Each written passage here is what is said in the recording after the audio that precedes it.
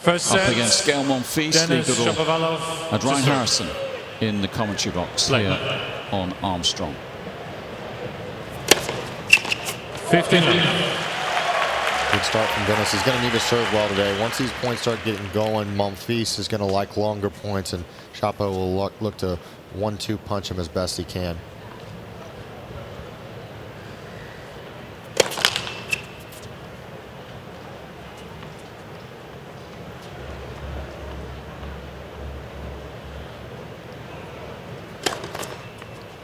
A great week in Miami. Shapovalov made semis there. That was the third time he'd made the semi-finals at Masters 1000 level, but enjoyed a pretty rough spell after that. Had a 5-match losing streak going into his home Masters 1000. Canada, of course, the Rogers Cup in Montreal this year. Mr. Shapovalov is challenging. A little nerves here. I'm going to have a chase review, but I believe this is out, and back-to-back double faults after a good serve to start. And both guys will be trying to settle into their range.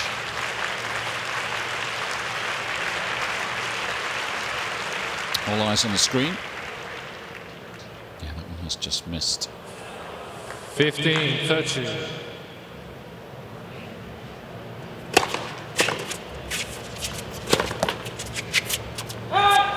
Well, that right there is what does draw a lot of double faults. Shapo hitting a 120-mile-an-hour bomb up the tee, and Monfils being arguably the best in the world at just being able to find a way to make those returns back in play and flip the point around. So that makes you try and force the issue even more if you're a server.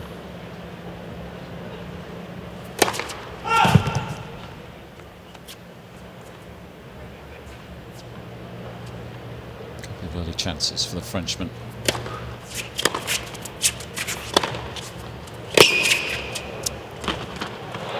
Great tennis.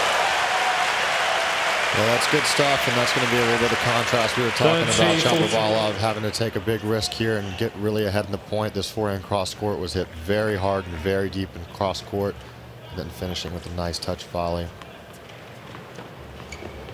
One more to face then.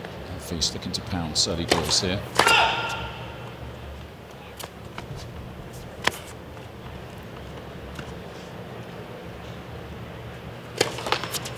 Gael Monfils. Well, 3 double faults in the opening game it is. First game.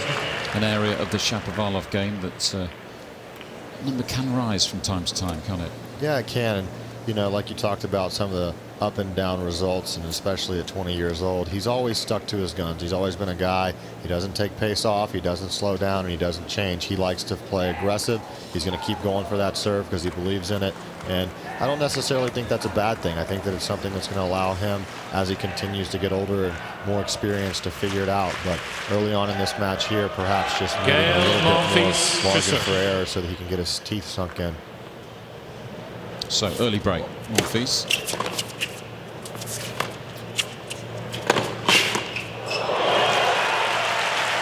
Great job from Shapovalov getting up there, not committing to the forehand slice, but getting up in time to actually hit a passing shot with the full top spin.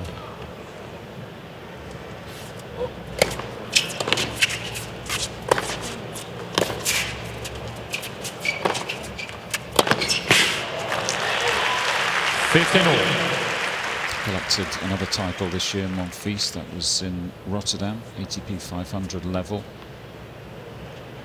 His 8th in a successful career.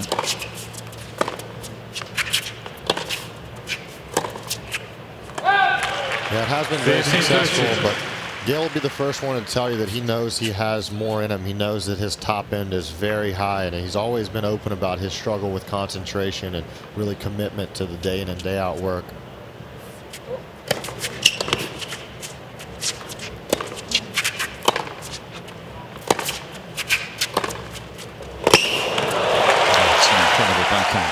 Yeah, that's good stuff. Monfils trying to find the backhand of Shapovalov, and he does that, but not quite with enough on it. Shapovalov, like we talked about, does not shy away from his guns. He sticks to it, and he rips his backhand down the line, create an opportunity to break back early in this match.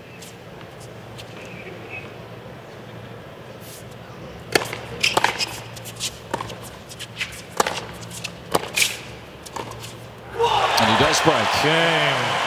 Shapovalov. And that's great stuff from Shapo. One game Getting on broken first off 3 double faults in the first game and then responding well, showing maturity, showing experience, not getting too far behind or too down on himself, and executing that game to perfection. Yeah, it's a good point, isn't it? After those 3 double faults in the opening game, could have just knocked the confidence a touch, but straight back on it.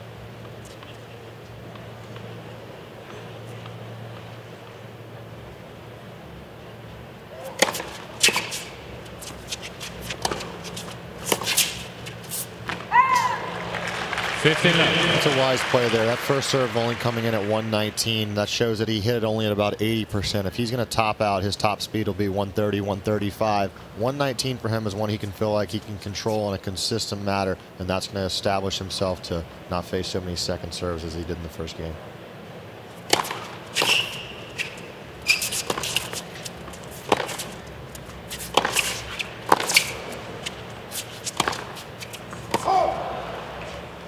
You'll notice that Monfils' court position is way far back behind the baseline. He's afforded the luxury of doing that because of his foot speed. If somebody tries to play short and play a drop shot, he can get up in an almost lightning-like fashion.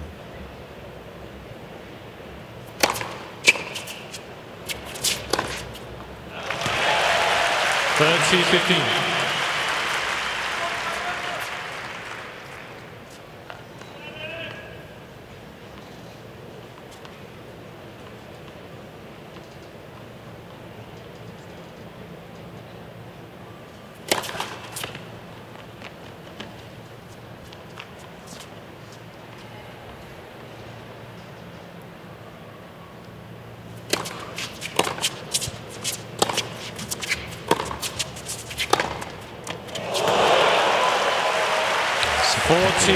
Special backhand's already explosive, isn't he?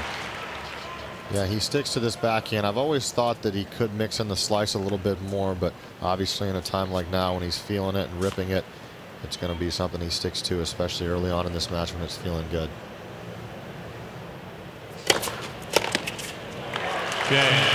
That's a good response from Shapovalov after the early problems on serve. Got Naomi Osaka and Coco Gauff facing off on Arthur Ashe Stadium. Love 15. Blockbuster on Armstrong here. Plenty of tennis around the grounds as well. Doubles today. Juniors getting underway. 15-all.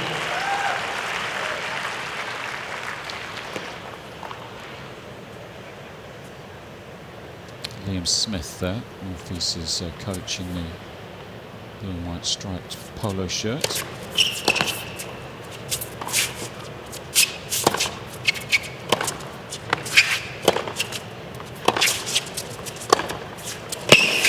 a clean hitter. 15-13. Shapo again with the big backhand down the line here to set up a transition forehand.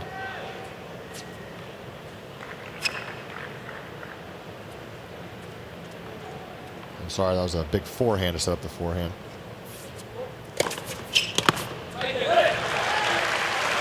Go ahead, sorry. No, I was just about to say, we also had a quick look at Alina Svitolina, didn't we? Gael's girlfriend. They were role reversal this time last night. I think Gael was in the box supporting Alina, who came through comfortably this time yesterday. She's into the 4th round. Good week for both of them so far.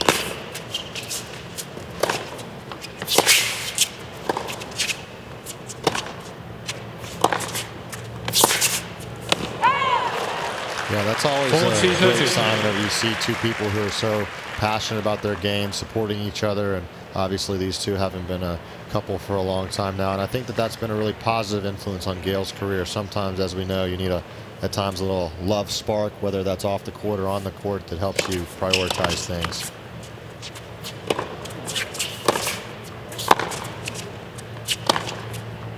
Gael Monfils. Svitolina always been known as one of the more professional, one of the more tennis-savvy girls on tour. So for Monfils, having a relationship with her. That could be one of the reasons why we're seeing a bit more professionalism out of him, a little bit more love with tennis, to be able to share it with her, someone that he obviously cares about a lot. That's something that we're going to look at as a positive build for Gael Monfils' career. USOpen.org is the place to head, the official tournament website, to keep track of events here at Flushing Meadows. Today and beyond, of course, another week of the tournament to go. Scores, schedules, draws, player interviews, all the news.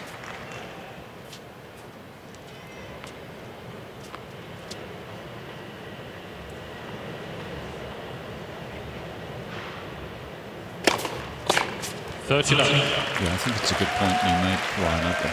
Gael, to me, I think you get certain players, don't you, who, if they're happy off court, it improves their tennis. Not always the case, but for me, he seems like one of those guys.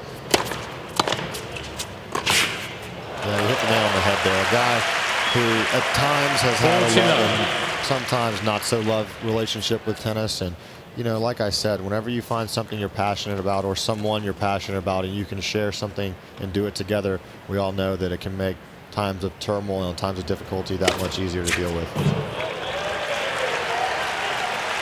Yes, I think so. Shapovalov.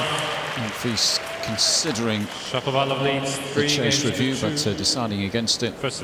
It's a good game on serve. 3-2.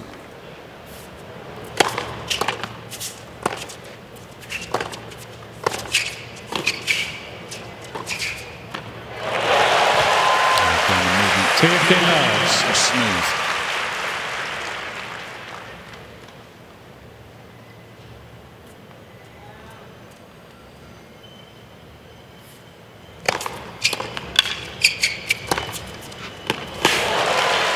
That's good stuff to see both guys starting to settle into their service games after both playing a little bit of a nervy start. That can happen, especially under the lights at New York.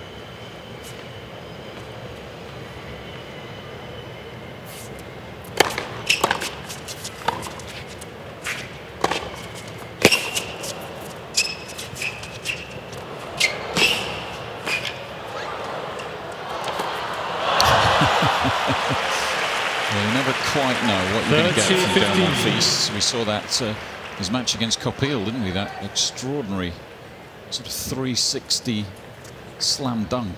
Yeah, to finish off, finishing in style. 40-50. Can't always get every one of them, but you can certainly give the crowd what they want.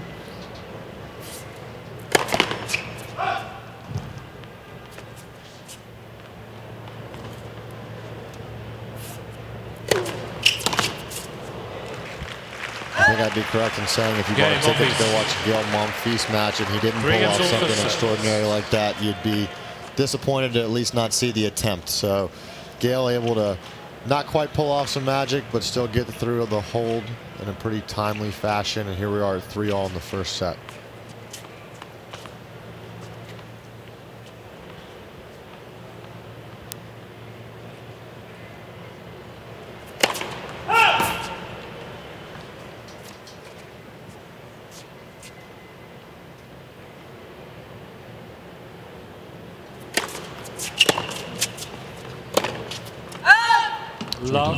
Quote from Liam Smith, the Australian coach that Gael's been working with since the start of the year. He was saying one of the things he wanted him to work on is, he said, you know, we all know his speed, his athleticism around the court is pretty much second to none.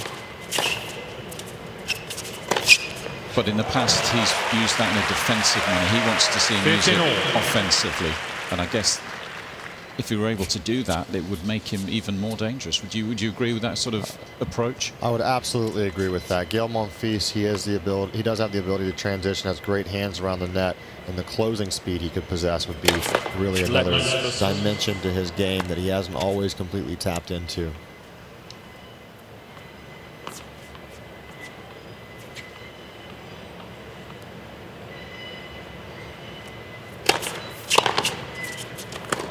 Using it defensively, I guess he means sort of parts deep in the court, trying to extend the rallies. Is that?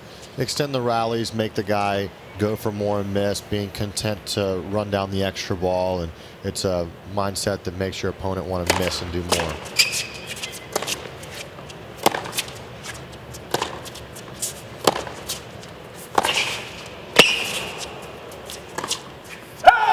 example right there. Running down the extra 30. ball, getting there enough time to make Shapo have to put it even closer to the line and drawing the error. And the reason why Liam would be focusing on that is just because of the simple fact that Monfils is not just looking to be 13 in the world. He's looking to break into the top 10 and eventually the top 5. And the better you get, the less errors you're going to get.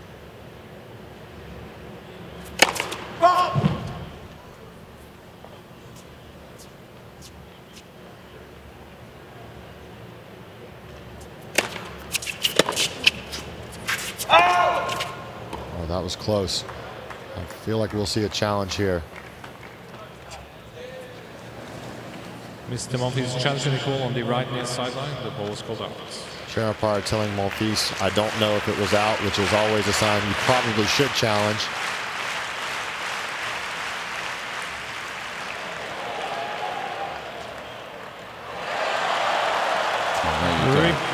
Replay points. Chase review confirming it shaved the line, maybe 30. 4 millimeters.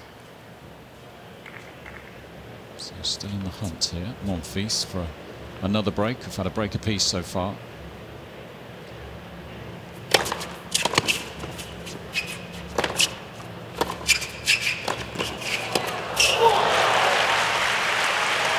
Good stuff from Denis there. It was actually a fantastic return from Monfils, not only getting this return back in the court, but also finding the Shapovalov backhand, but he was able to be aggressive and transition with good speed and athleticism to put this point away.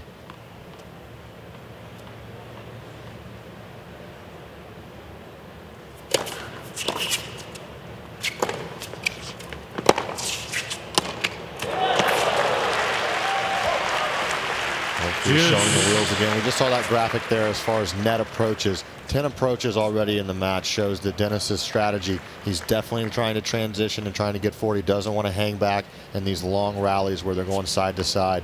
Having good success already, winning 9 out of 10.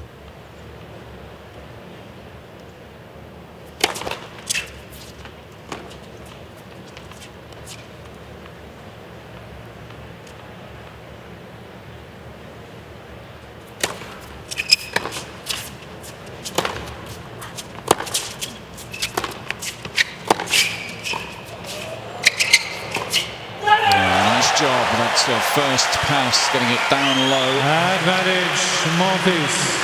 Now that's the Monfils defense. We talked about Shapo's success coming forward. This approach shot was not quite good enough. It was more of a middle approach, and Monfils was able to have time to come and get the ball down and make Denis volley up. So, chance for the Frenchman.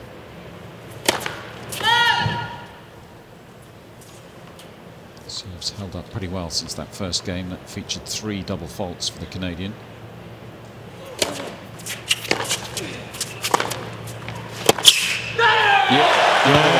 Monfils. A couple of fantastic points from Monfils to break. Once more.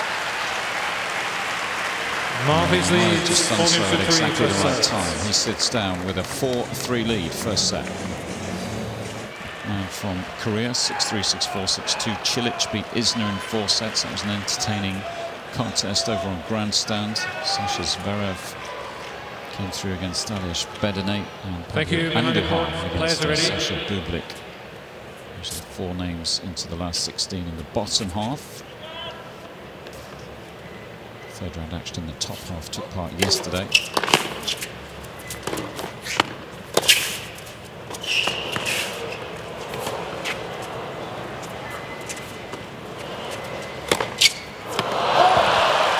Like you said, Chung coming Love through 15. qualifying, but I feel like the last time we saw him at full health, he made that amazing run to the semifinals of the Australian Open. I remember seeing the pictures of the blister on his foot that he was dealing with, and then after backing that up with an elbow injury.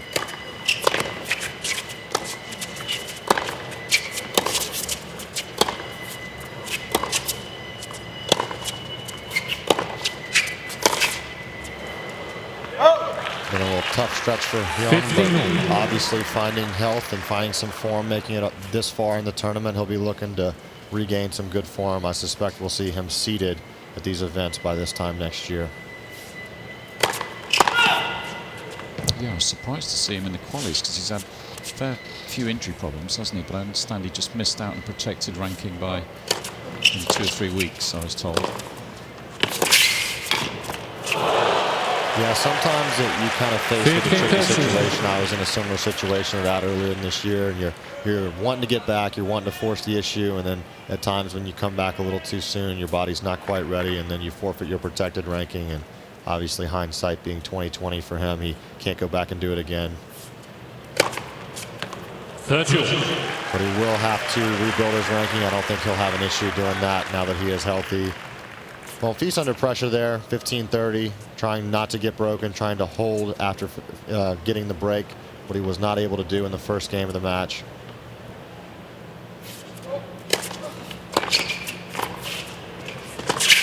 Oh, yes, Denis. Some magic. Yeah, this is a great play from Monfils here, sneaking in, using that speed to be aggressive. He got very close into the net and made Denis have to hit a very tough passing shot. Denis's forehand is extremely versatile. He could hit that either way, so Monfils was kind of forced to pick a side. It's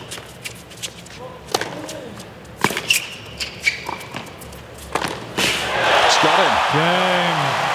Shapovalov. Shapovalov hits back for a second time in this opening 4 set. against all. First set. Well, this is tremendous stuff. Monfils doing a good job of getting in on the Shapovalov backhand, but Shapo is a very, very underrated guy when it comes to foot speed. He's a very quick guy. He's one of the fastest on tour. Monfils obviously being probably the fastest on tour, but Shapo is certainly no slouch. It's a nice emotion from the Canadian. That's why the fans love him. Wears his heart on his sleeve. Fired up this evening, knows this could be a big tournament for him.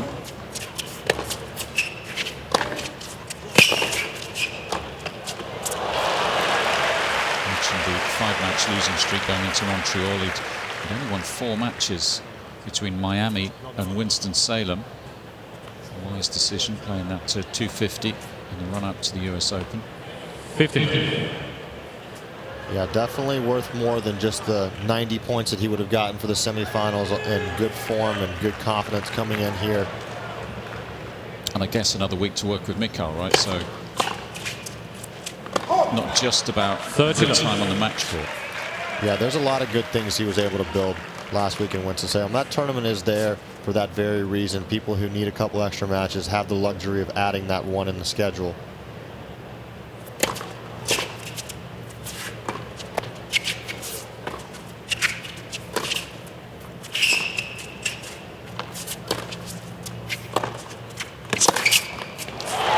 One very interesting enormous thunderstorm halfway through the day, and we actually lost the power, so we lost the floodlights, and it was just getting dry. I had about 45 minutes of daylight left, and I looked across the practice courts, and Denis's mum and Mikhail usually were out there with the squeegees trying to get the court dry, and they got it dry with about half an hour of daylight left, and they were the only people hitting out there on the court. And I thought it said a lot that there was this real desire to make the most of that week. You know, any opportunity they could, they wanted to work on the game. That's a big forehand there. That forehand is electric. He has one of the hardest forehands on tour, especially when he can get his weight moving forward and get a hold of it. Watch the trajectory on this. Very low over the net and hit very crisp. But yeah, going back to your point, obviously that says a lot about the whole team's investment. Game. Shapovalov. That's another very profitable couple of games for the young Canadian. A break back, a quick hold. What a wonderful venue this is here at the USTA Billie Jean King National Tennis Center. Under the lights on day 6. Coming towards the business end of this first set. Monfils having twice been up a break. Serving to stay in this now. 4-5. 15 minutes. A good start there to the game, making first serves.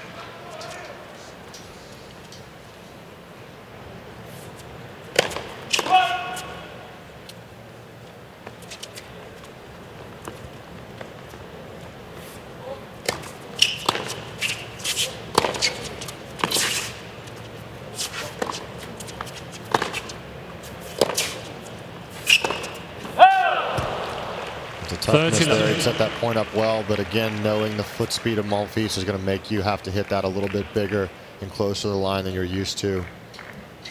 One thing I'm looking at here is Monfils is serving 80%, but only winning 53% of first serve points.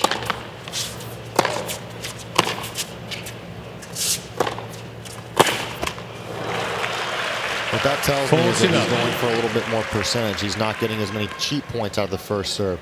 If he's going to serve 80%, you'd like to see that first serve one percentage be closer to 75 or 80. Gael Monfils. Consecutive first serve points there to up that number a little bit. First set. It's been a tight one. It's been a quick one too. 10 games in just 30 minutes. Neither of these guys hang around in between points, do they? No, they certainly don't. And both breaks that have happened from each side, both guys breaking twice, did it in pretty quick fashion. Not a whole lot of back and forth. Guys capitalizing on their break chances. 2 of 2 and 2 of 3. So a whole lot of capitalizing on their few opportunities that they've had.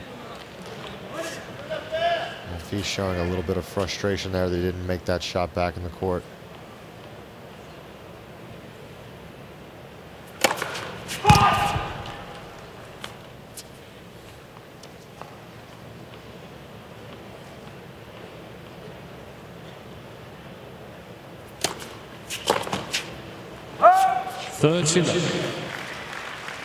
Second serve return that he should normally make, but one thing I want to point out is that might have been a situation where in years past you'd have seen Monfils be a little bit more laughing, a little bit more giggly, not quite as in tune with wanting to really get on the ball. And like we talked about, his professionalism of late has gone up.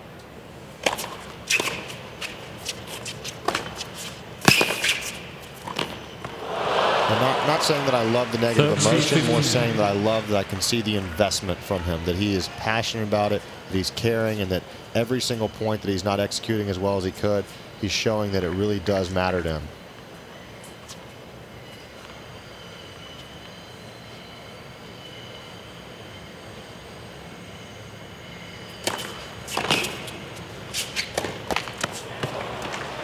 They set it up nicely. 3-2. Left-handed serve, slicing out wide, getting Monfils well outside the doubles alley and having the opportunity to finish the point. Shapo's unforced error counts are high.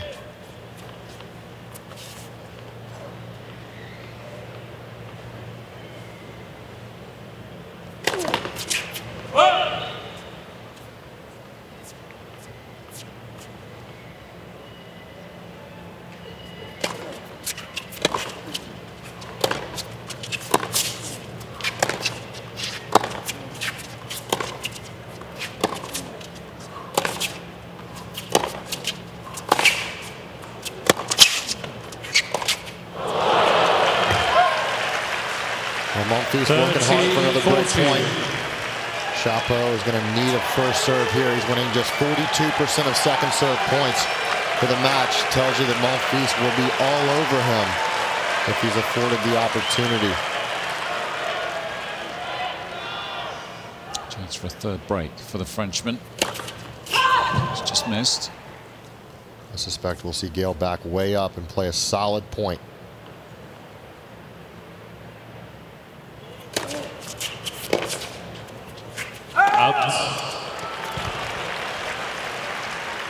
Well, he did back up, but he wasn't quite as aggressive as he could have been. Sometimes when you back that far up and you're just trying to play it safe, you can also be passive with your hit. If you back that far up near the fence, you still have to give it a good hit because you've given up so much court positioning.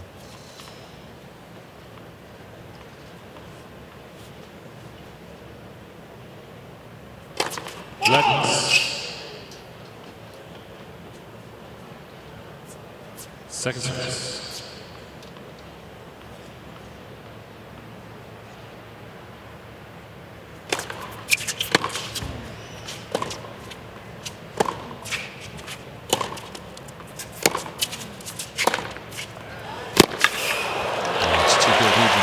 He's taking a tumble. Advantage. Shapovalov. This guy's history, you always just worry a little when he hits the deck.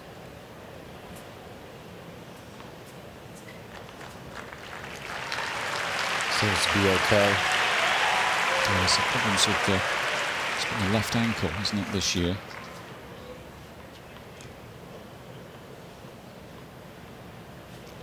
course, the withdrawal in Indian Wells, and most recently in Canada, of course, where he made the semis.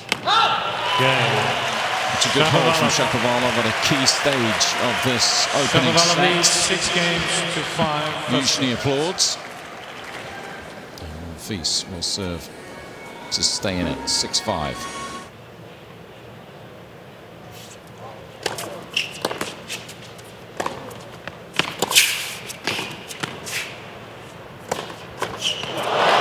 Good passing shot there. Sometimes in a situation like that where you have a second serve on a break point down and you fight your way through it and you get through that game, you can take the pressure off and really swing more free on the next return game.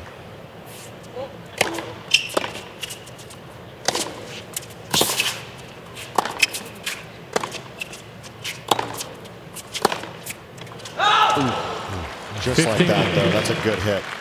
The reason being is because he knows he could easily be down a break right now with Monfils serving out the set, and that could be a different sort of pressure feeling that he's faced right now. He knows a worst case scenario here, he'll be in a tiebreaker. 30-15.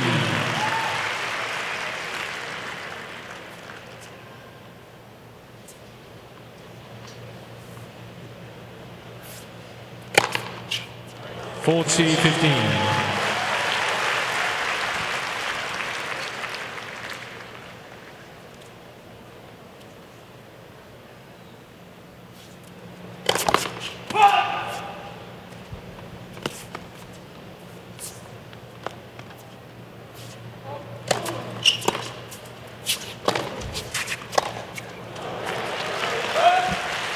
We've seen a few shots from Shapovalov after some good deep balls from Monfils. Shapovalov has very big backswings and he does not slow down. We've talked about his willingness to pull the trigger throughout this set. Sometimes if the ball is hit with depth and pace, when you swing that big, you can find yourself shanking a ball or two. So shootout will decide this opening set. 39 minutes on the clock.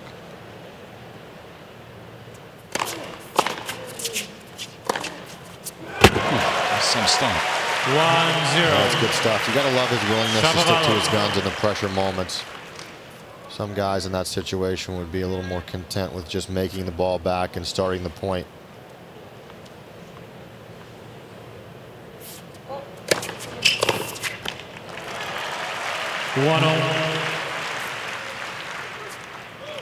It seems to be that a theme of the interviews that I've read with some of the coaches that have worked with Denis. 2-1.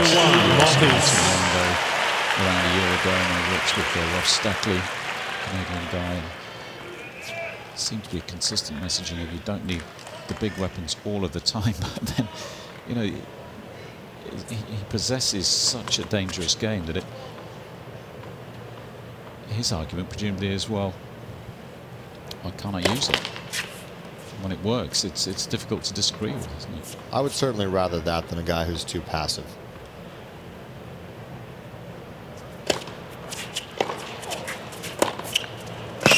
That's another good example. Yeah. For two reasons. First of all, as he gets better, as he gets more experienced, he's going to get better control of his shots. That's going to come with practice and just day in and day out work. We've already talked about the commitment from his team. And the second time being, he's going to have the ability to dial it back when he wants to, and then he'll have better control in any given moment. It's very easy to forget he's only 20 years of age, isn't it? I mean, he's still next gen, which to me is incredible.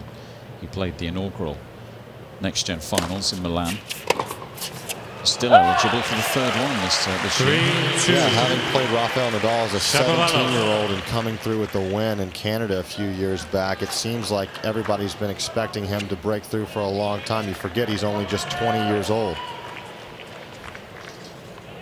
And he's been top 20 this year, so you know, it's difficult to...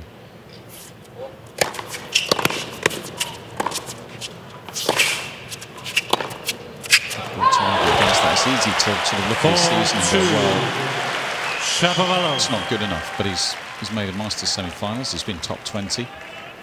He's arguably in an hour and a half or so, could be in the last 16 of the US Open for a second time. It's something to be positive about.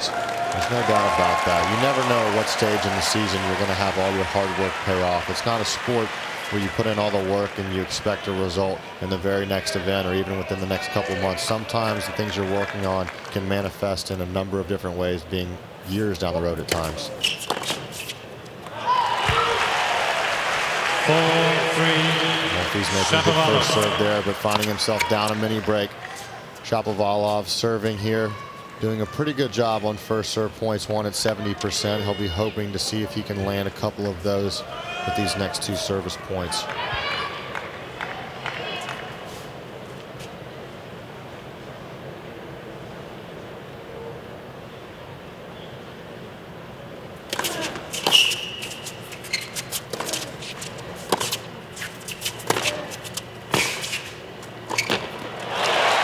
He does. I love that combination of shots there from Denis Shapovalov. He did not force the issue too much. He built the point. He waited until that ball was the right one to transition on. You can see this first one, he gets him in through the court and then off the court here for the transition. And again, as you mentioned earlier, some good speed going forward as well. He closed the net down very nicely. He's in a good position here. 5-3. Still a service point to come. Now there's no law against getting closer to the net to make that volley easier.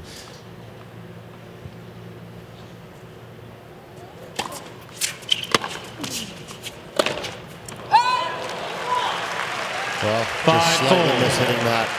Shapovalov. We talked about his willingness to stick to his guns. He definitely went for it. Didn't quite get a hold of it, but he still finds himself up 5-4, so just got to let that one go and try to focus in on getting one of these 2. Back on serve.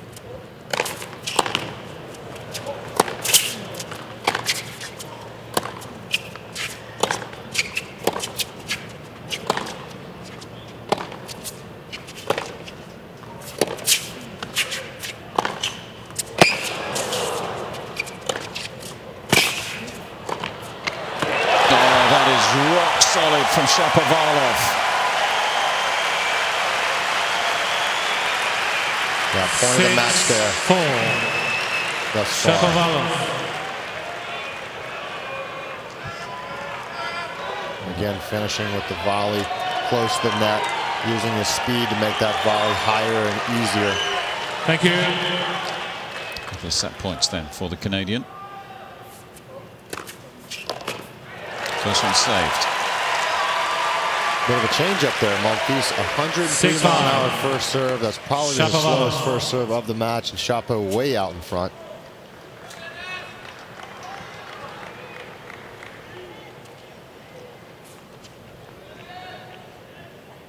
One more to come, this time on serve.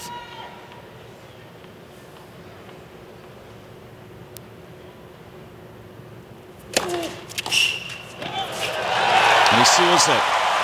Shapovalov Mr. takes the Monfils step. challenging a call on the left far There's sideline. a challenge. The ball was called in. Scoreboard's changed. And Denis is pretty confident he's made the serve, but we will wait for the chase review just to make sure. And it is good. Well Game in. and first And it is set. the first set Shapovalov. for the Canadian. A tight one after 45 minutes. 7 games to 6. Games to 6. A couple of love sets in both those matches. Zverev would be next. 15 minutes. But this is the quarter that's really opened up, isn't it? From early in the week, we lost a lot of big names, and we're all trying to guess who might come through this section into the semis.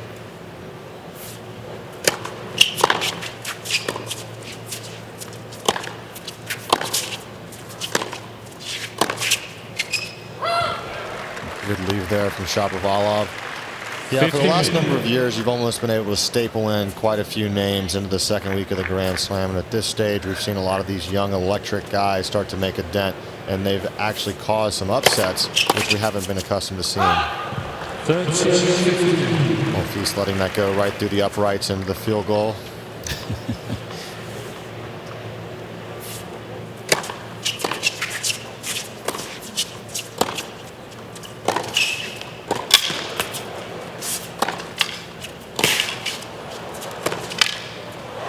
What a combination.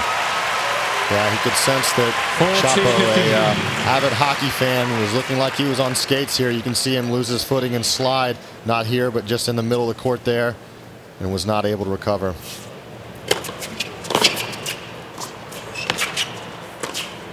It's good tennis, nice return. Yeah, it's been 3 times now, including that game that Monfils got broken back, that he served and volleyed and gotten in on the Shapovalov backhand. And Shapovalov, although his backhand passing shot is the weaker side, he's done a good job of getting it down and waiting for the second shot forehand.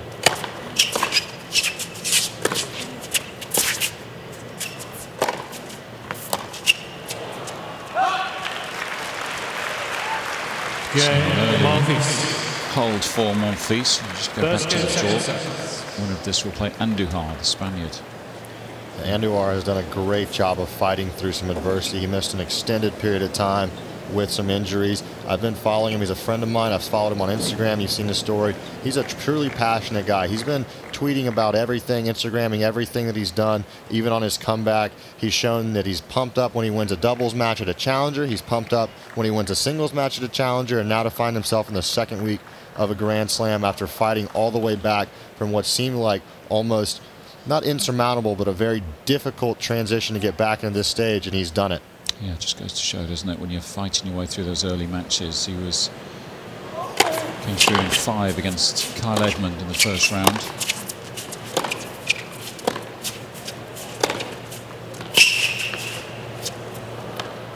Sonego, the Italian. 15 in round 2 in straight sets, and Bublik today in straight sets, getting stronger and stronger. Yeah, sometimes after you get through a really tough opening 5-setter, you can find like a rhythm and almost a sense of comfort in the draw.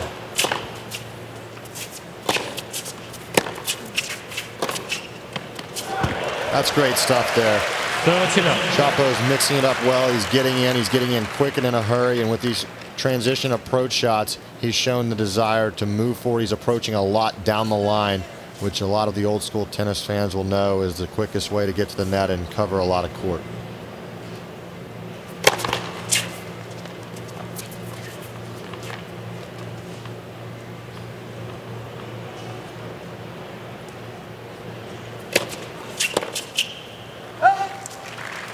Well, you sense that Monfils' energy is a bit down. He's a guy who likes the occasion, he likes the stage, he likes to be in these electric matches, and you just get the feeling that he feels a little bit off right now. He doesn't have his game dialed in and hasn't produced some of the magic we know he's capable of.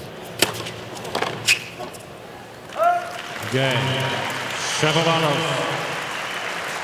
1 game all seconds.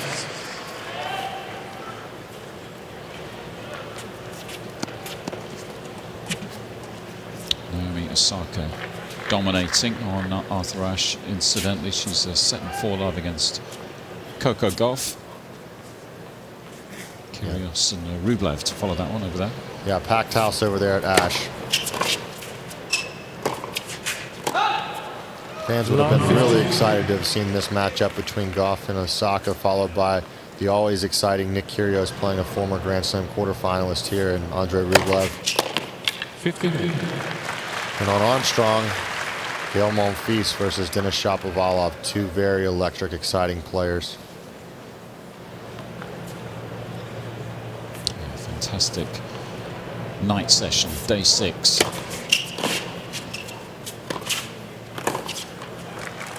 Good up there.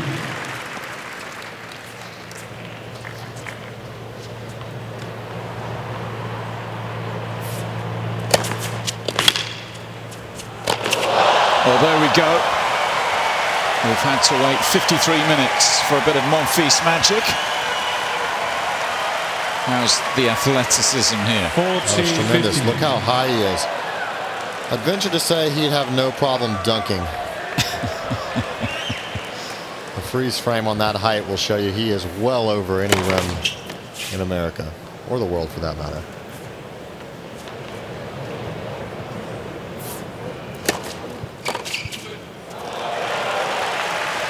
In on the act. Good response from Chapo with a return.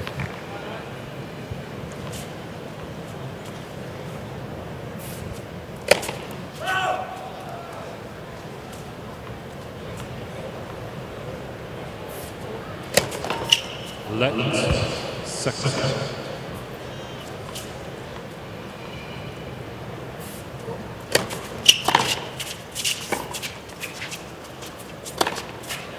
That's good stuff. Doing exactly what everybody would try to advise on a return, especially with the second serve. Great depth, forcing Monfils to back up and then creating the space to come forward and transition with his best shot forehand. Half chance here. Third game.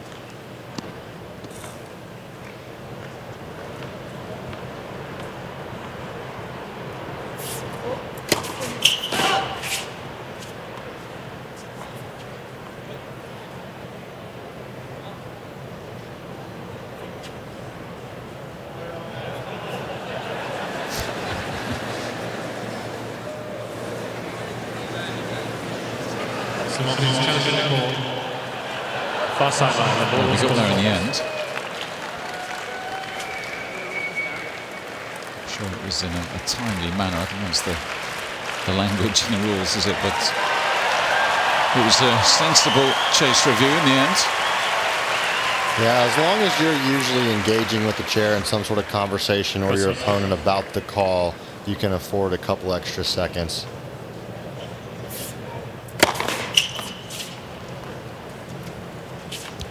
From Denis.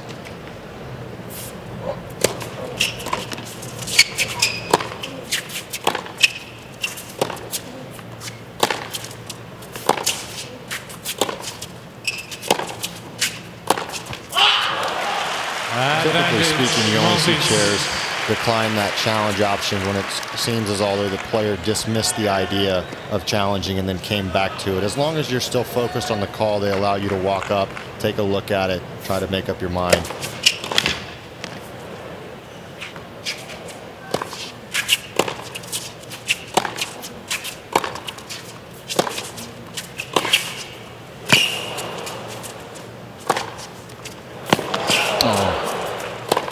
Well, that's incredible. I thought he'd hit a win with the previous forehands, but of course it's Monfils down the other end. It came back, but great composure to finish the points. Yeah, Denis has finished around the net really well.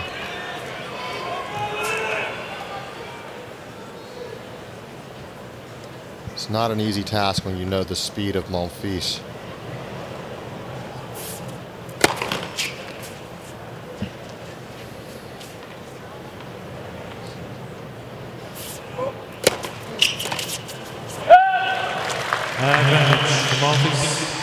Just got jammed up there a bit.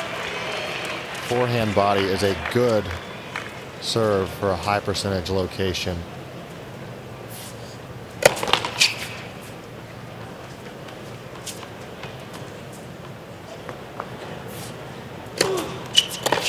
Gael Monfils. Monfils comes through New again. balls, please. And he's under some pressure. Monfils leads 2-1, second set, first set, Shapovalov. Frenchman down a set, but he's up 2-1.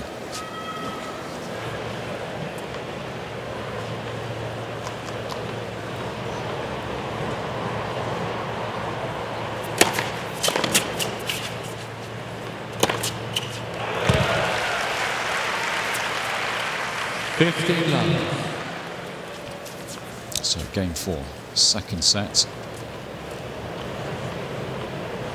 Hour on the clock.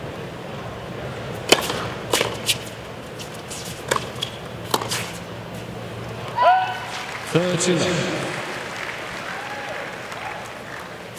it done against a couple of Frenchmen in the doubles. Shapovalov. It was one of the doubles results that jumped out, wasn't it? With Rohan Bapana took out Hubert Mahut comfortably.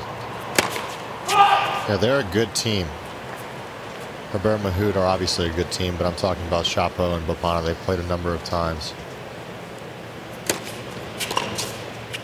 Mr. Monfils challenging the ball on the right side serve. 3-1, that first round result. Hubert Mahut, the Aussie Open champions, 4th seeds.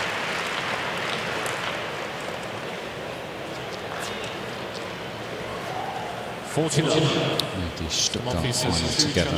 Shapovalov and Bapana. That was their first, Denis's first ATP final. He hasn't made one in singles so far. Bunch of semi-finals. It's a bit surprising. In his ranking and accomplishments, you'll feel that he is well worth a finals, if not multiple titles at this point in his career. But, you know, he's had some big semifinals, not just 250s, some bigger results. A semifinal in Canada one year, was that right? Did he make Yeah, three at Masters 1000 finals, so level rather. So yeah, it's pretty good going. Canada and Madrid, I think, on the clay, wasn't it? And Miami this year. Slightly quicker conditions for one of the clay court events in Madrid. 14. Yeah, that's a clay court event, but it's the clay court event that most plays similar to a hard court because of the slight altitude and the conditions on that clay being faster.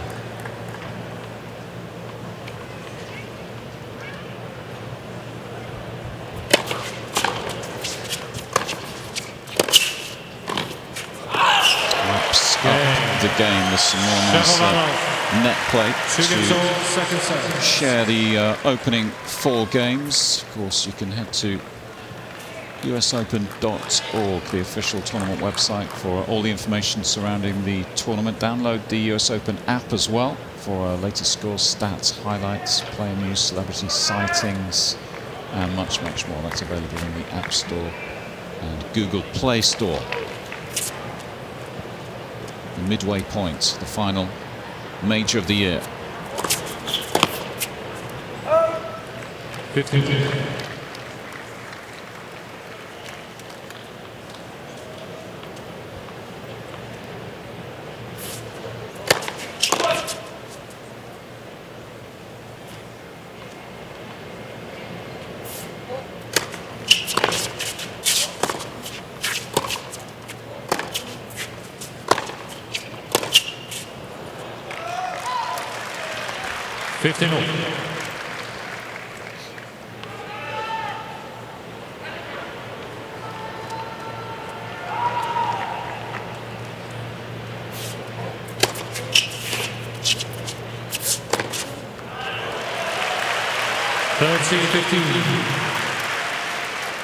He's doing a good job of staying ahead in his service games here to start the second set.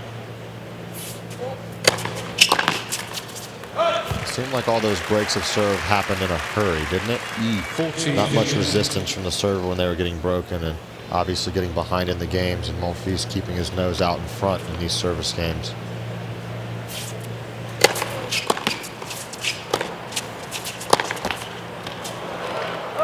Gael Monfils. Another hold. Pretty quick one too for the Frenchman. First set, Shapovalov. First in his second set, gets his nose ahead once more, 3-2. All done over on Arthur Ashe Stadium. Osaka beating off 3 and love. So Kyrgios and Rublev will be up next. They're in the same section of this quarter of the draw.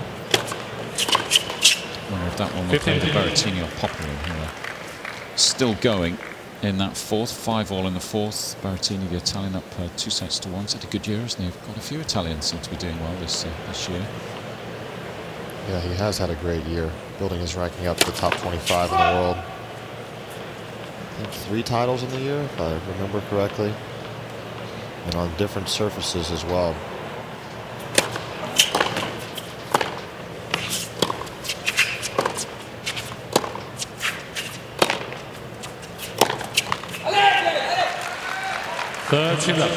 Well, after having missed a couple second serve returns and then losing that point on an extended rally where he usually has a lot of success, he's showing a little bit of frustration, but in a way of encouragement, giving it a big alley.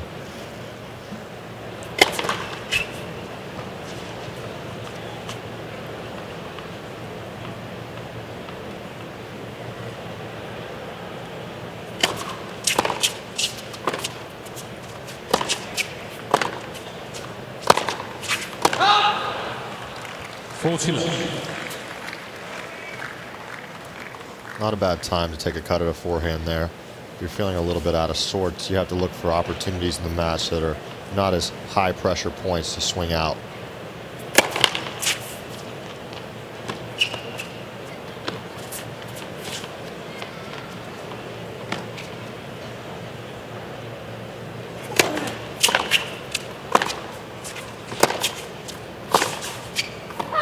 that again there with back-to-back forehands. And the reason being is if you're feeling a little bit nervous, you feel like the ball is dropping a bit short, it's the tension you feel in your body building up, and you don't want to take a wild cut at a 30-all point or a deuce point because that's just too pressure-filled of a time to roll the dice.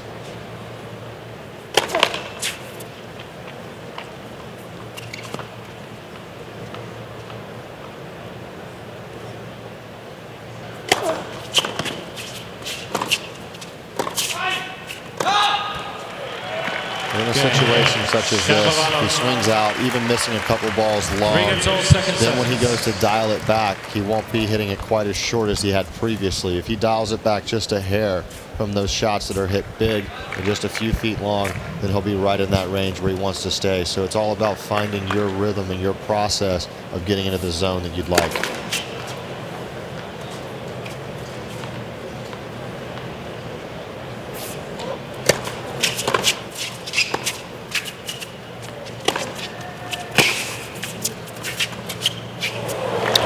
Start to the game for Shapovalov. Ideally love to break here and try and build a two-set lead. Yeah, another great return deep through the court and using his forehand well with the versatility.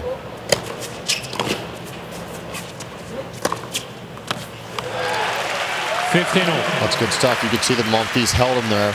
Shapo did not know which way he was going. He was stuck and had no idea which way to lean.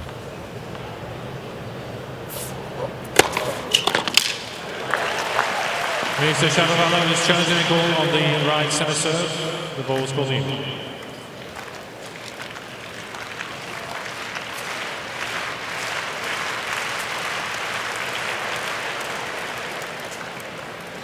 Third C-15.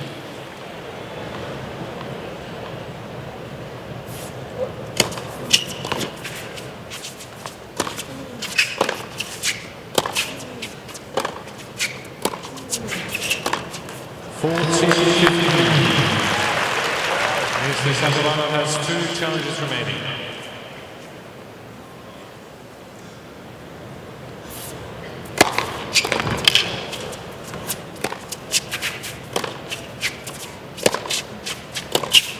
Gael Monfils. Monfils leads 4-3. Second set, first set. Starting to feel like we might be heading for another tiebreak here on Armstrong on serve. 4-3. This one, of course, will be given the day off tomorrow, so they'll be back on Monday to play the fourth round matches in the bottom half of the draw.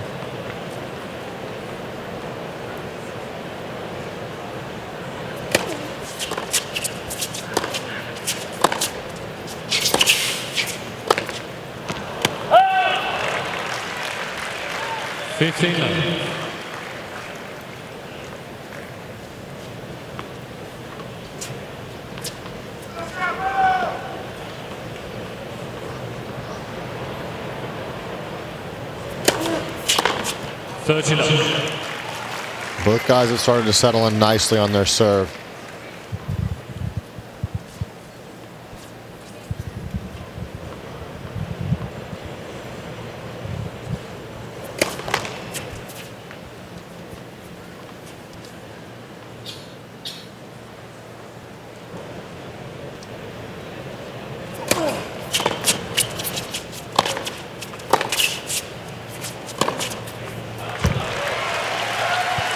This is powerful stuff. Shapovalov has a very difficult forehand to read.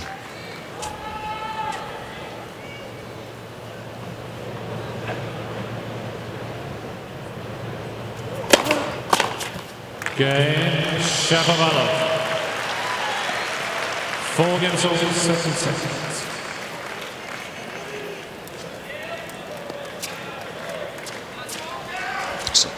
So 4 apiece, second set. It's been a tight one, this. Monfils was up a break on 2 occasions in the first set, but just got away from him.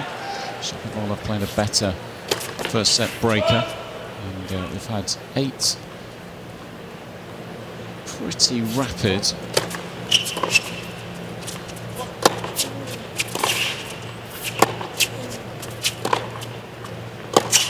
8 pretty rapid holds of serve, Ryan Harrison, in this second set.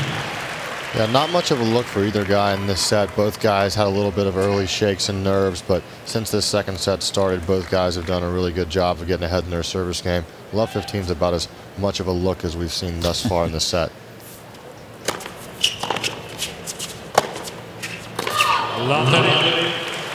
Right on cue, just as we were talking about comfortable holds, here's a love 30 opportunity for Denis Shapovalov. Yeah, it could be huge, couldn't it, if he breaks here. Serving set 5-4.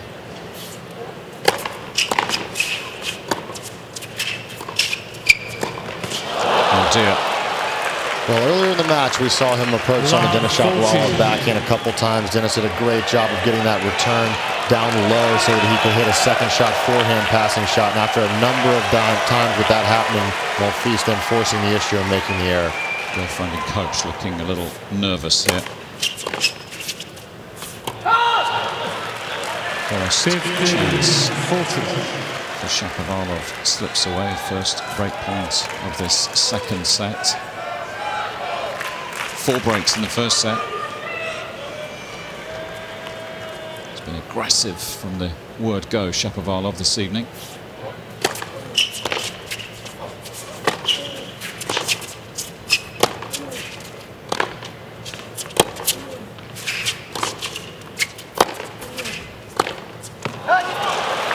Well, he saw the opening.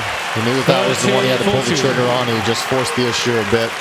Gael Monfils' foot speed is always talked about, and it's not for no reason. He does have one of the fastest foot race speeds on tour, and that'll make you have to force the issue a bit. Last chance. Monfils playing very rapidly between points here, trying to erase this deficit in a hurry.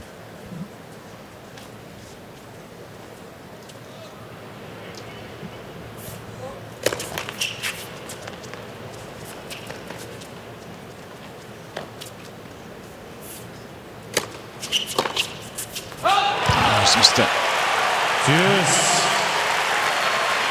Now we've seen Monfils go to that forehand body spot on a couple of different occasions with the second serve, knowing that Denis, when he gets extended on the forehand, has the ability to create a lot of firepower.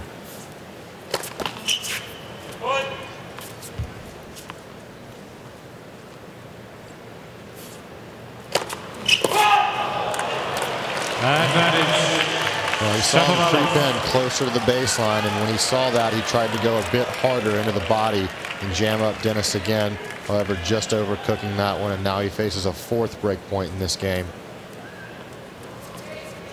It's a freebie for Shapovalov. Can he use it?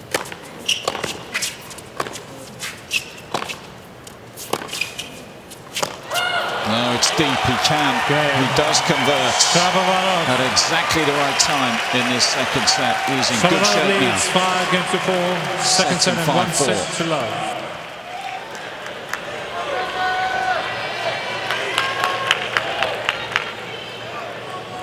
So can Denis serve this out? 5-4.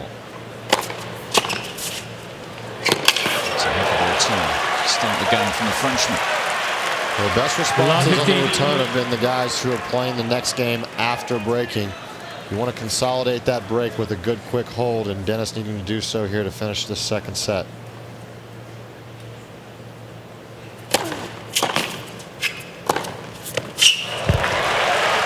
Fighting final fire. Cannot tell you how impressive that is. Love 15 there. Good first serve and having to back up at the return, but still pulling the trigger nicely down the line. Just instinctive, isn't it? It happens in the blink of an eye.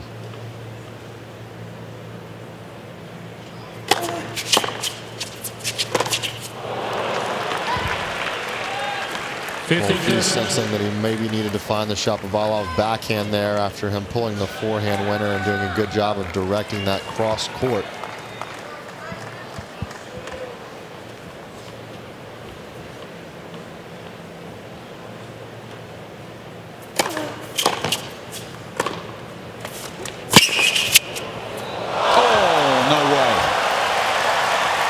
Where did that come from? Unbelievable court coverage there. He felt like this Shapovalov forehand based on location should have been enough. He puts it nicely deep in the corner. Monfils not relying on his defense there. He goes defense to offense in a hurry. It was an unusual kind of winner, wasn't it? Because it had a fair bit of shape to it, height over the net. Try and hit the cover off it.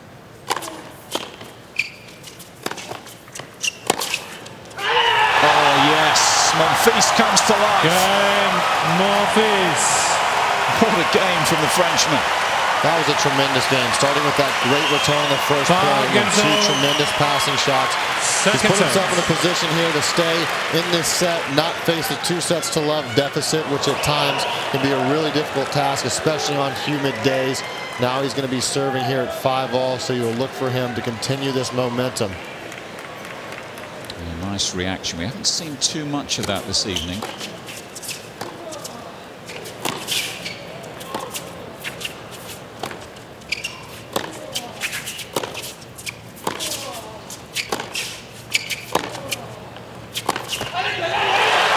Suddenly he's energized. It's a different kind of Gael Monfils on court.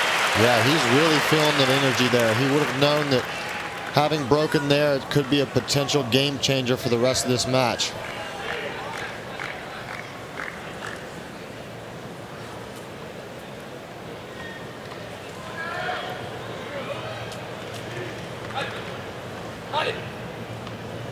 He's game face on now. No doubt about it.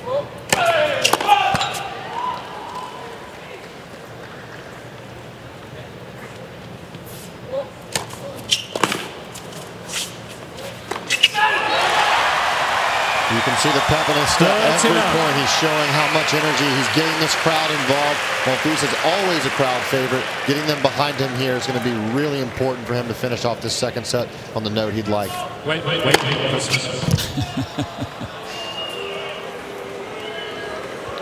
Monfils has been playing fast, and it looks like at that time just a little bit too fast for Denis. Thank you.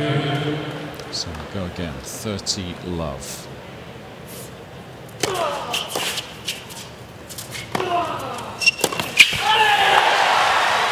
And there's a roar after every single point right now.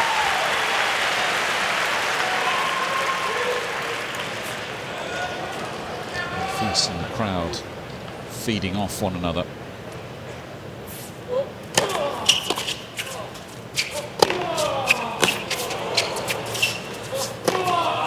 Monfils building more and more momentum by the minute right now. Monfils.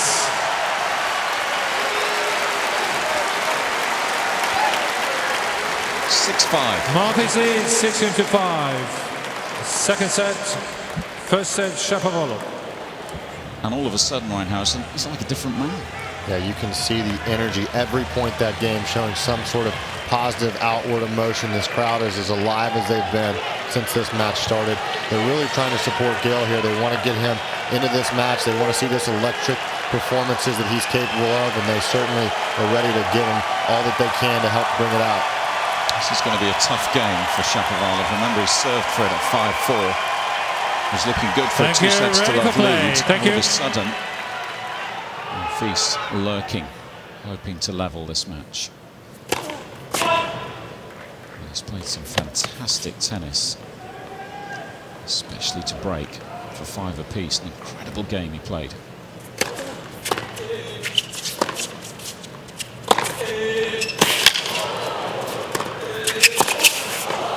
Oh, that's a heck of a backhand.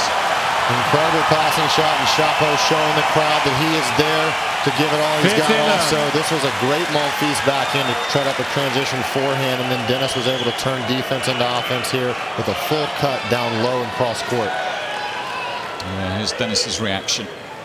Starting to come to life, this one.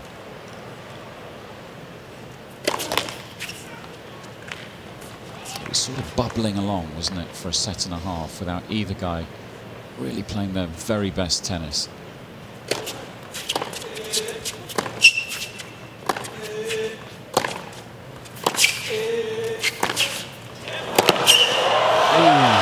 Just missed. Yeah, and that's the way that Shapovalov would have wanted it. You know, knowing how Monfils is able to engage with the crowd and getting things electric. He would have wanted a methodical match. He would have wanted a match. So in a situation where he could have just let things go, he was willing to do that. But now after Monfils getting the crowd engaged, he's there to show he's not just being an emotional punching bag. We're heading towards a second breaker. It's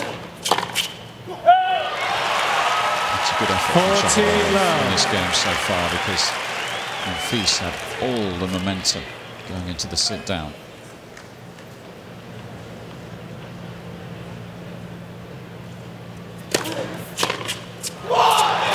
Big hold. And you can hear the roar. He knows the importance there. Short-term memory can be a really good friend of a professional tennis player, and Shapo letting go quickly of that missed opportunity and re-engaging to play a quick hold and now find himself back level in a tiebreaker. So second shootout, the first one going the way of the Canadian, 7 points to 5.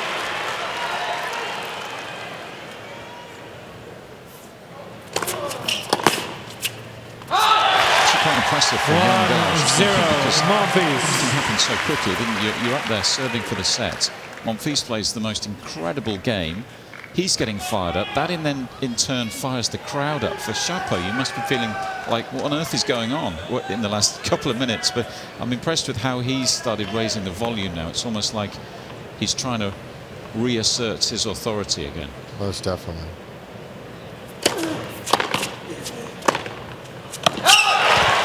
Just long there, but yeah, go back to the point of his energy and engagement. We talked about how long he's been on tour. For a 20-year-old, he's been out here on the main ATP tour for 3 years. He's he's an old and experienced 20, and he would know that the emotional waves of this match, he's got to learn how to tip these things back in his favor, and he did so well in that last game.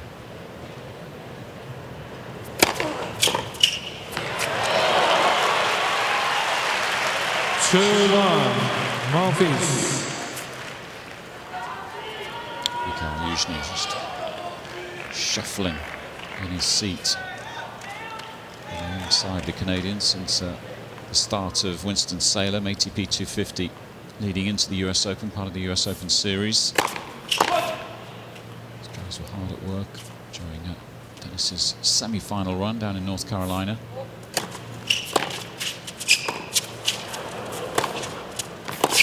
Oh, incredible. What a passing shot. You've seen him come to life with his passing shots here in the last couple of games. He's hit some great shots on the move. A little bit earlier in the match, we saw at one point in time Denis Shapovalov, his percentage of one at the net was close to 90. Now it's down to 75, which, although that's a good number, a lot of those lost points have come in the last couple of games or so.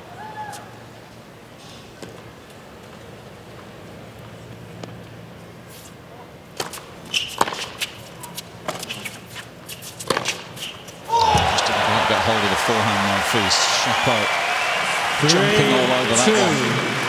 Yeah, playing 2 good aggressive points there. Although Monfils has hit some great passing shots, Shapovalov cannot back off his guns, which is using that forehand to transition and be big and aggressive and imposing. This is good stuff right now. These guys have taken it up another level in the last 10 minutes or so. Was promised a lot, this one, on the Saturday schedule.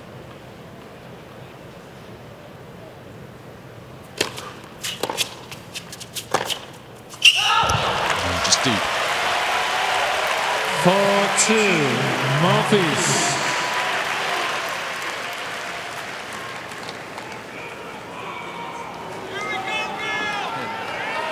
Everyone feeling the pressure, court side.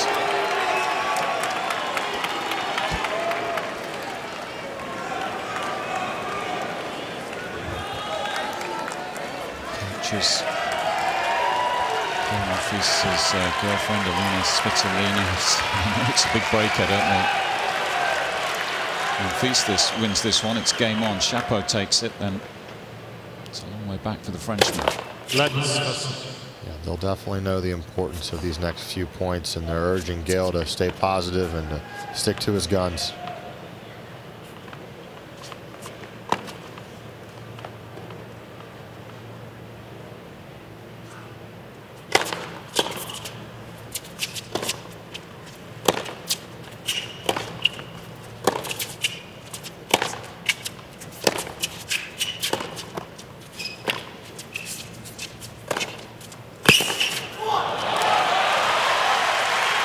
job there. Shapovalov 4-3. getting tight, Monfils. forcing Monfils to hit another shot under the pressure and just asking him the question if he's willing to continue to make difficult passing shots. And that time he wasn't able to execute, although he does find himself serving up the mini break here.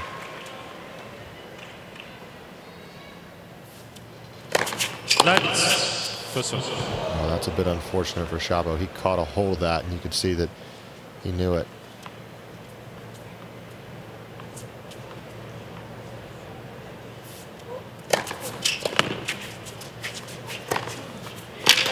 It's big.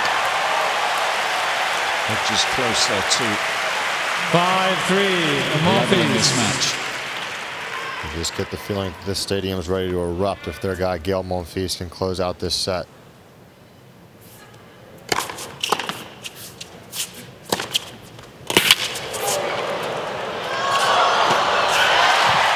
And it just keeps coming.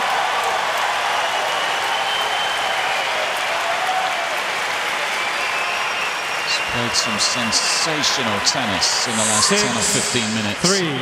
Monfils. Feels like he is unstoppable right now. Yeah, 6-3 is a long way back, but with 2 being on serve, you got to take it one step at a time. There you go, there's the first. Yeah, and 6-4 starts to feel a little bit more doable. When you do have those 2 serves, you just have to take care of what you can, because at 6-5, as we know, under the pressure of a tiebreaker, anything can happen.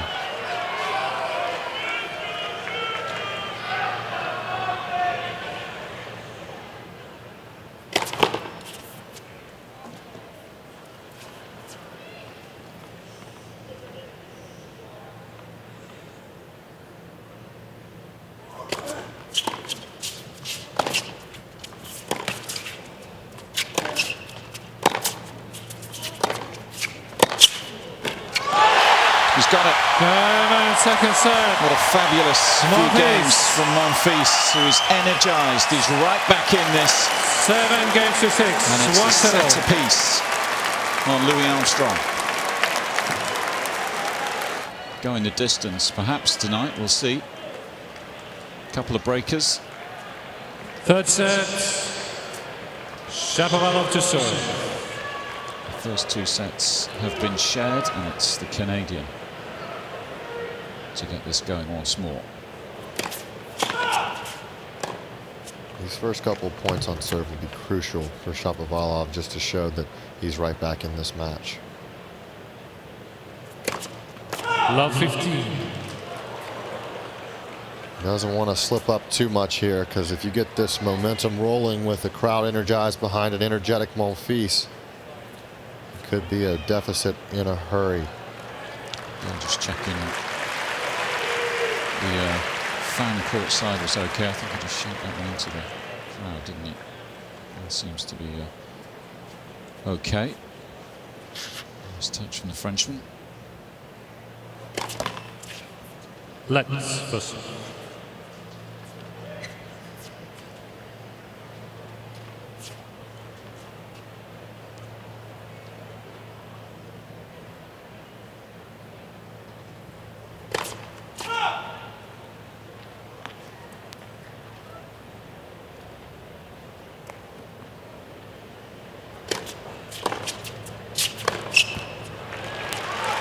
He's pressing here.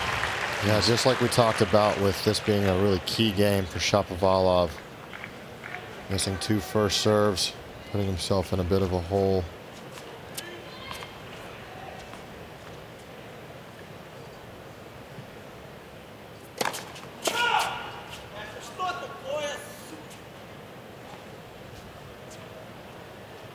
Another one missed.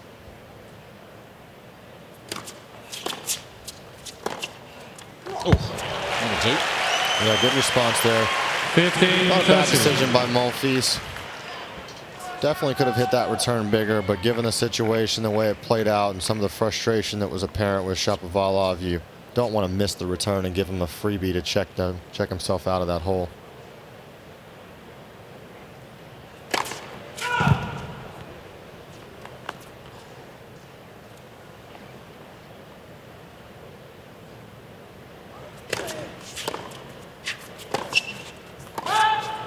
15-14. Well, 0 for 4 here on first serve to start this second set, and that is not a maintainable number. He's going to have to find a couple here to get himself out of this hole, because you just get the feeling that the way these rallies are playing out, Monfils is a significant advantage once the point's getting going. 2 break points.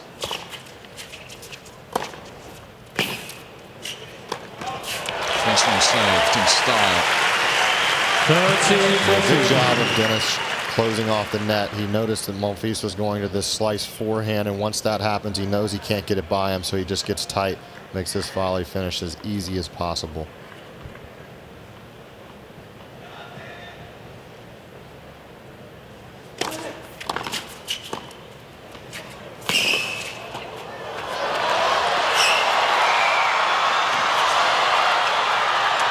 Oh, incredible stuff. He saved another with his very best tennis. Well, he certainly needed to. Monfils made him hit about 4 shots that would have otherwise ended the point against most of the ATP Tour, covering so much court here. Was not a bad lob.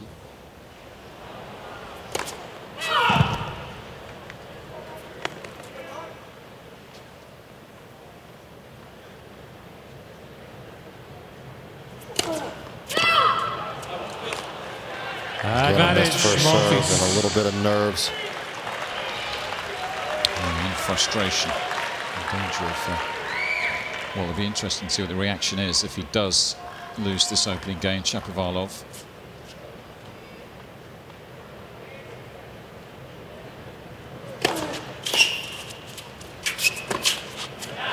Some other good points.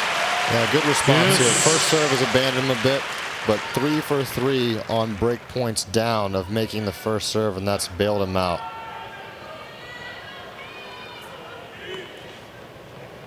The Colonel, as he was known on tour.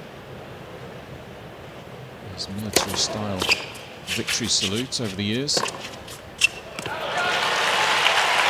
Advantage, Shapovalov.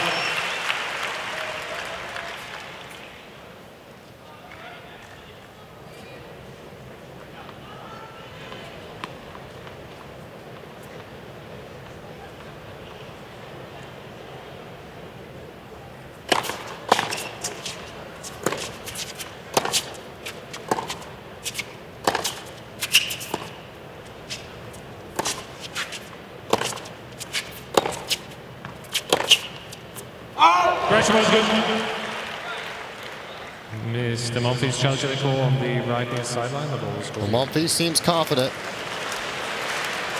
The chair was confident with his overrule, though, so let's see what the chase review says. Oh, it was good. Game. Shapovalov, new balls please. First game, Well, third set. Shapovalov to come through that opening game and just Mr. Monfils has 2 challenges remaining. Monfils had built towards the end of the second set.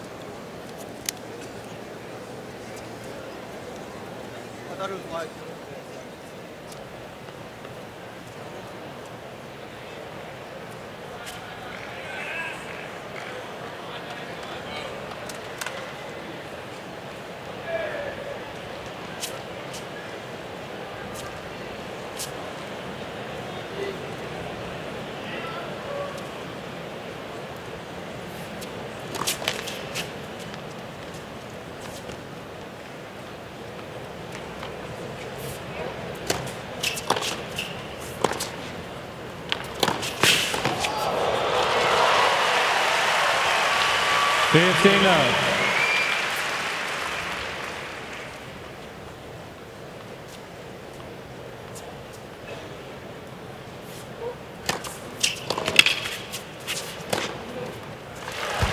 Thirteen love.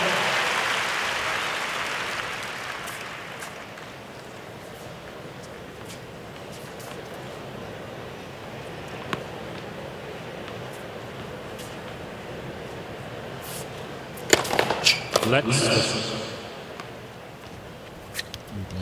Kyrgios underway, by the way, on Arthur Ashe, 3 apiece first set. Diego Schwartzman did come through against Denis Shapovalov, 6-4, 6-1, 6-3, so he'll play Zverev. Oh. 13-15. Berrettini came through that one against Alexei Poprin, I believe. 7-6 in the fourth set. So he will play either Rublev or Kyrgios. So fourth round.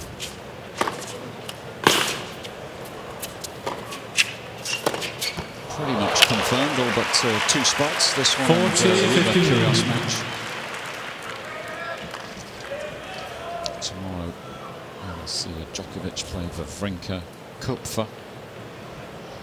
The German qualifier taking on Medvedev, Federer, Goffin, Dimitrov, Alex de Minaur in the top half. Those were all last 16 contests. Another shot you see very often, the two-handed backhand swing volley, but Monfils taking a step in and hitting it. Svitolina loving that. She's thinking, well, that looked a little bit like me when I come forward. She has an excellent swing volley.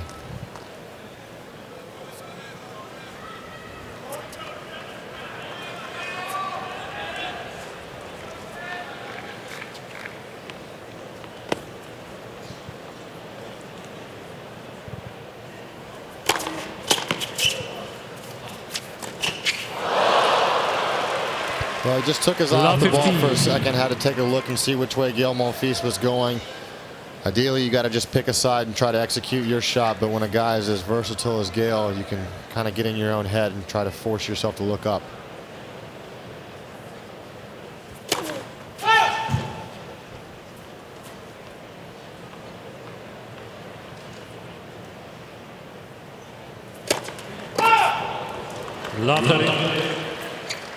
Here he is again under pressure. You just wonder, is his first serve going to be able to bail him out again? It's come through for him a lot. But here, facing another love 30. Second double faults now. 3 in the set already. Could get costly. 15-13.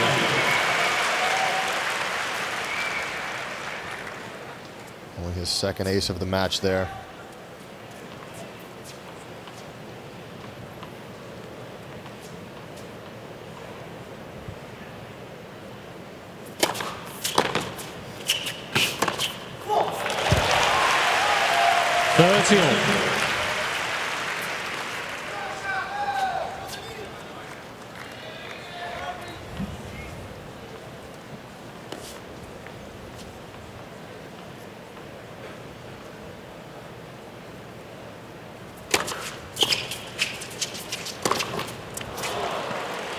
He did well to get another first serve in and get the short forehand reply. That's going to be a position he'll take every time. However, just making the unforced error there.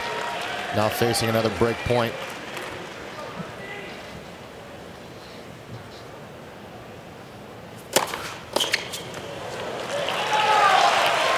Good job of just hanging in there in these early stages of the third. Sometimes look back on those periods, don't you? I guess you must feel like you just need to weather some of these storms and wait for your opponent to steam a little bit. Purple patch to disappear.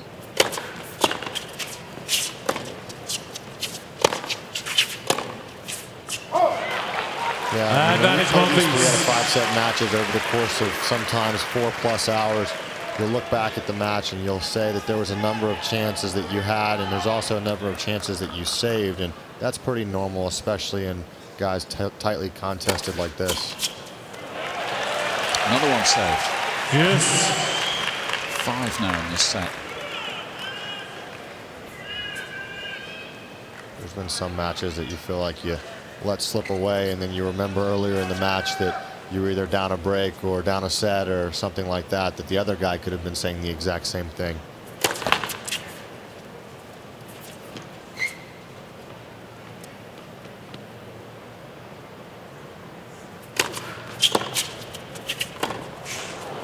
Shapovalov is challenging the call. Well, he's challenging, but seems to be a bit more of a hopeful challenge.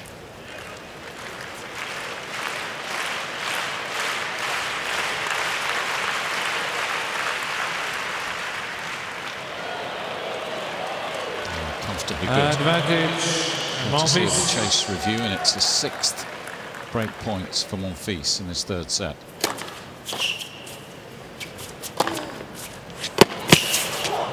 He's done it again. Fabulous forehand sub the line. Mr. Shapovalov has 2 challenges remaining.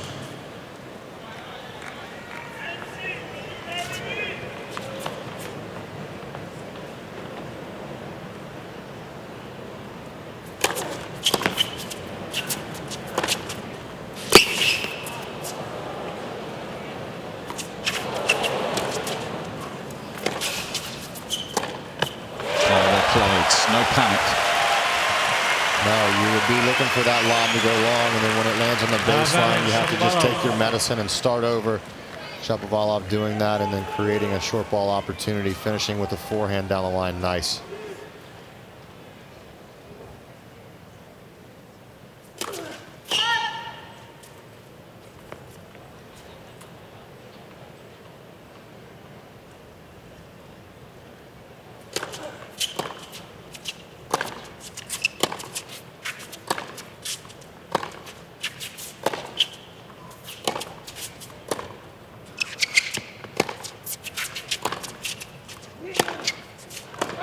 All credit to Denis, the way he's fighting off these break points.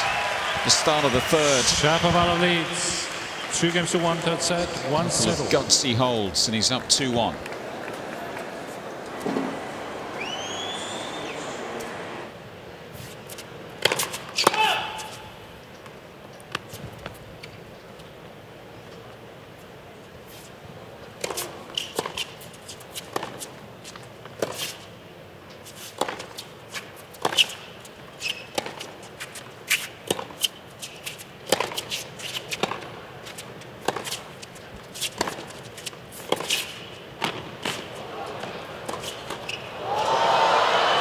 Just wide. 15 love.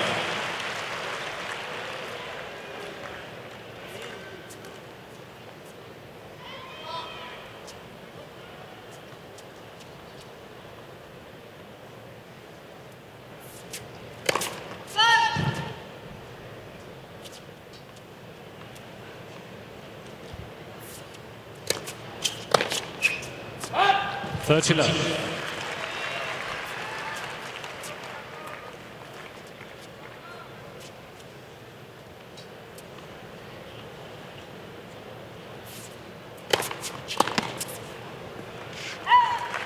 Well, after squandering a couple opportunities, the number one thing you try to do is get through your service game as quickly as you can and just put the pressure right back on the opponent. And he's done that nicely. Monfils.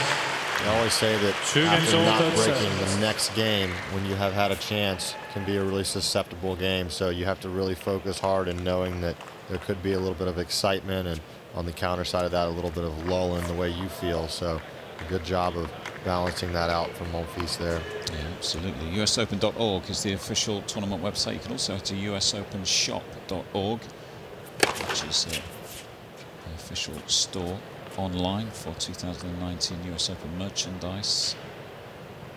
T-shirts, caps, towels. Love 15.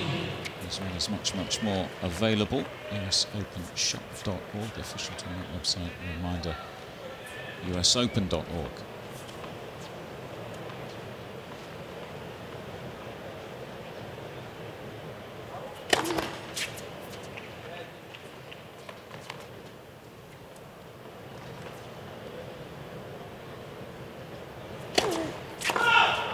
Love 30. Becoming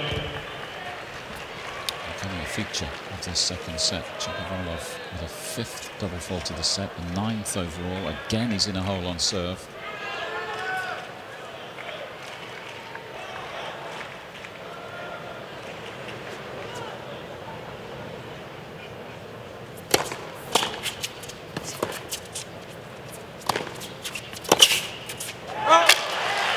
Well, you can see that You saw him 40. shaking his head a bit in disappointment before that point started. You could just sense that the tension was building, and now facing another love 40. He knows that having 5 double faults and only 3 service games to start this second set is going to continue to put him under pressure, and now it seems like this is going to be yet another break point faced.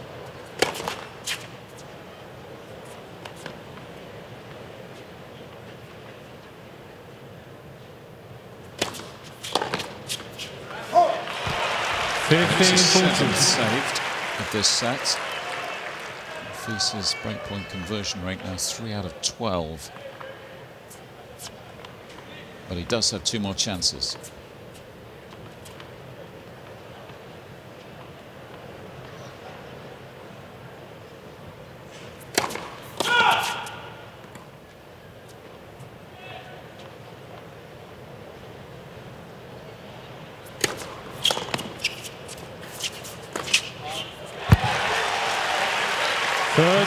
He's fought off an 8th breakpoint chance.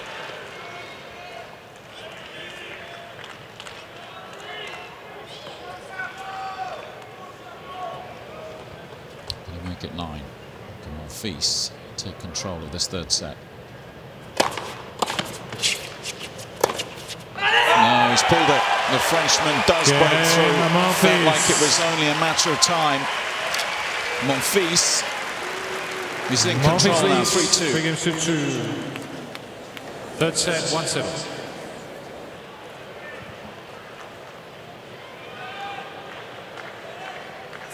A little bit of a psychological test now for Denis Shapovalov, having dropped serve.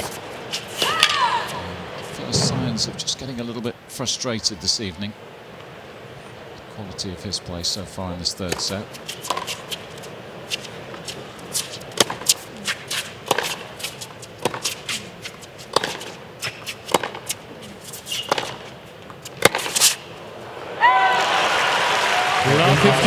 I'm trying to respond here. If we look at the way that the match was playing out, early in the match when Shapovalov was in control, you heard Monfils letting some energy out, but it was always in a way that was like with an alley or something to do with urging himself on. Shapovalov, you could see a little bit of disappointment after having lost that second set, starting to mount in his emotions, even when he was even in the score line there, just shaking his head a bit and then ultimately cracking.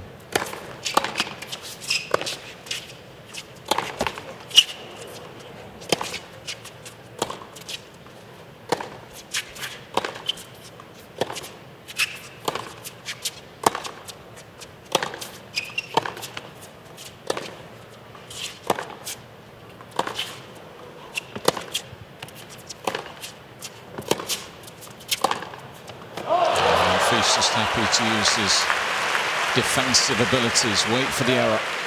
30-50. If you were in Shapovalov's camp and you had to go talk to him right now, you would say energy is fine, but let's keep this about the task at hand and your ability and belief to do so.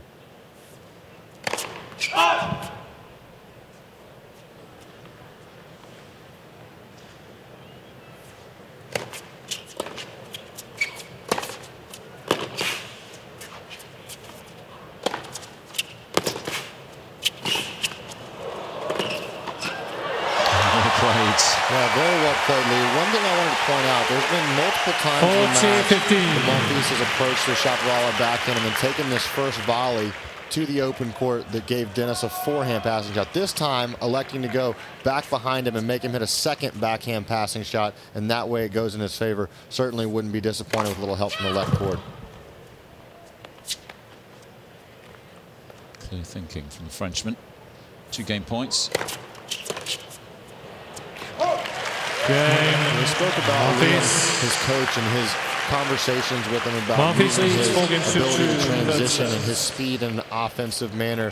You've seen him continue to come forward, although at times in the match it wasn't his friend. He's continued to do that. He knows he's committed to making that change and adjustment with the hopes of really driving his game in the top 10 in the world. An experienced coach, Liam, from Australia. Works at all levels of the game. Juniors through to the Futures Tour, Challengers, and of course Tour level and Grand Slam level with Monfils. Love 15. Liam was a coach of a friend of mine back in juniors a long time ago, and he's continued to establish himself as one of the most hardworking coaches in the business, and certainly gaining the respect of all the people involved.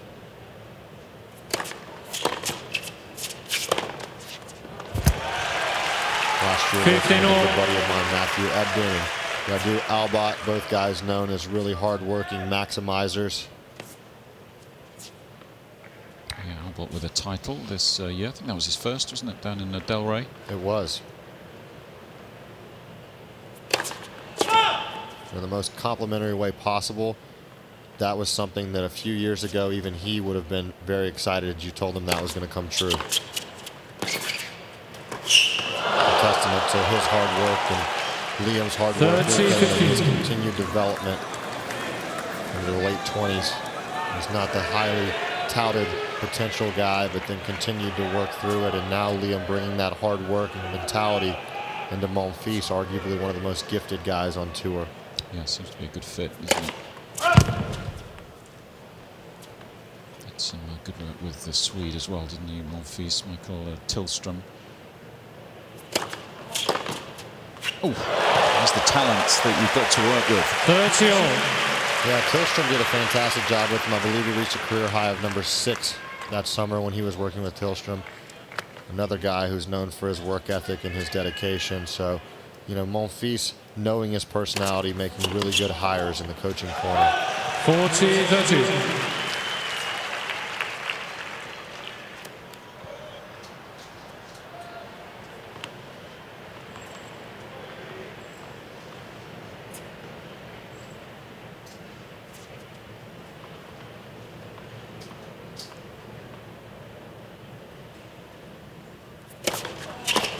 Gael Shapovalov. Well, he keeps it tight. That's what he's got to do initially. Monfils leads 4 games to 3. Conditioning improving of the hold of serve, but it's Monfils with a break, 4-3. Work his way back into this third set. You would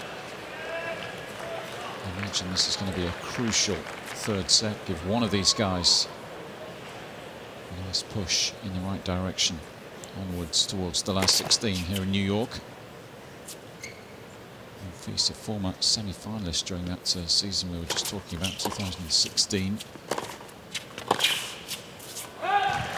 15. You can see some of the frustration in Chapo and his camp doing the right thing and trying to stay stoic and urge him on.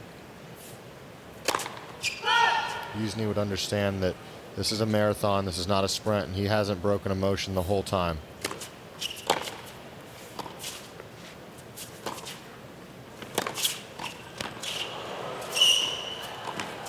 That's a nice net play. A good positive response there. 15-all. When you're pouring your heart and soul into a match, you're feeling the emotions, and every shot on your strings feels like it could be a mild heart attack. And whenever you look over at the box, you have to see what is just always exerting confidence, and that's what his box is doing very well today.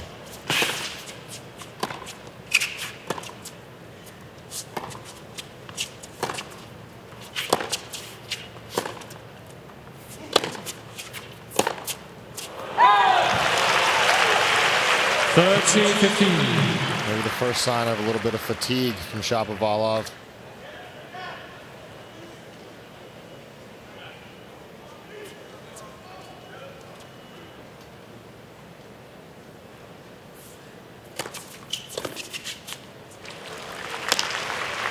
Sometimes when fatigue sets in, it's when it's the most difficult time to control your emotions. It's no different than being a little bit tired or emotionally drawn out.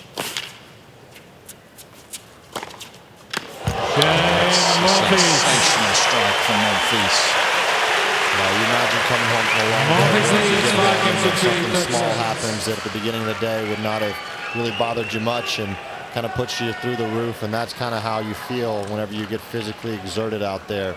Every little thing that you miss feels like it's that much more amplified just based on the inner feeling that you already have. Yeah, it's a very good example. We can all relate to that, I'm sure.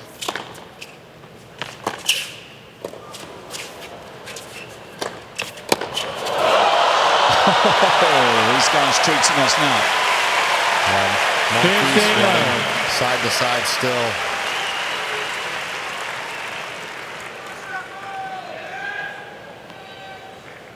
Just jumping one-hander.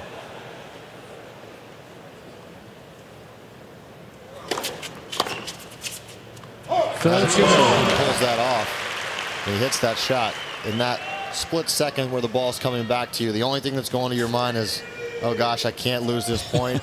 It will be on SportsCenter if I lose it.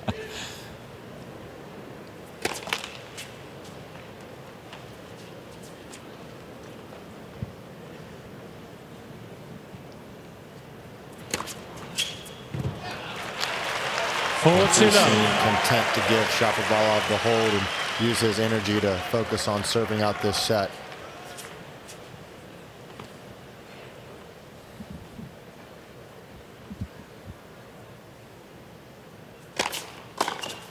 Gael Shapovalov. So Shapovalov does get the hold. He forces Monfils to finish this. Monfils leads 5 games to 4. That's 1-7.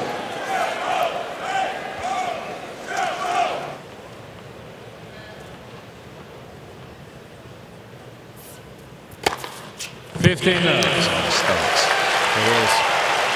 Early on in the first set, after a few service games, we saw that Monfils' first serve points one was a bit low, and now he's coming in at 10 for 10 in this set.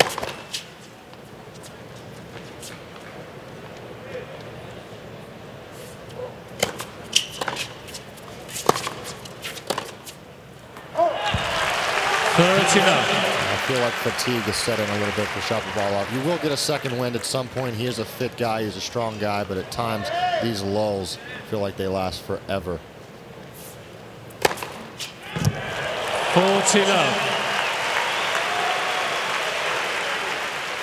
3 set points.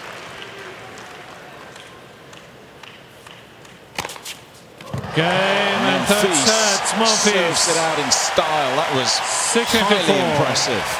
New balls, please. One of his best service games of the match. Monfils leads and he's 2 a sets set to 1 away from the last 16 here in New York. A reminder that it's Pablo Andujar, the unseeded Spaniard, waiting for the winner of this one. That will be Monday. Thank you, ladies and gentlemen. Ready for play. Fourth set. Shapovalov to serve. So can Shapovalov extend his stay in the singles? Of course, he's still going in the doubles.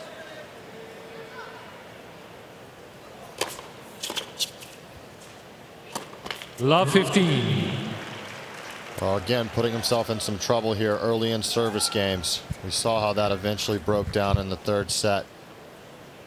Yeah, Monfils engineering 9 break points in Shapovalov's first 3 service games. First 3 service games, the third set, should I say. Love 30. And, looking good once more. Trouble again. Monfils using his tremendous court coverage, flicking this forehand passing shot by a charging Shapovalov.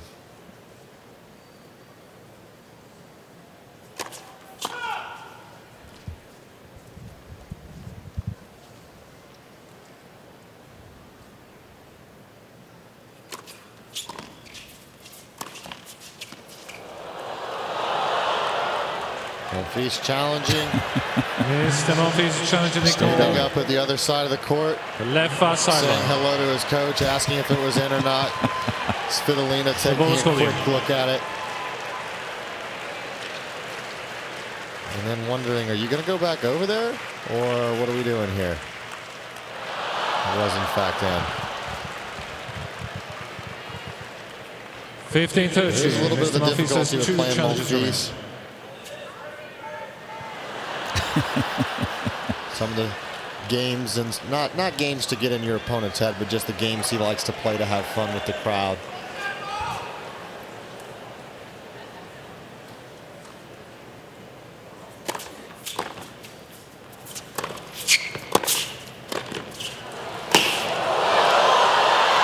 Incredible wheels from the Frenchman, but Shapovalov equal to it this time.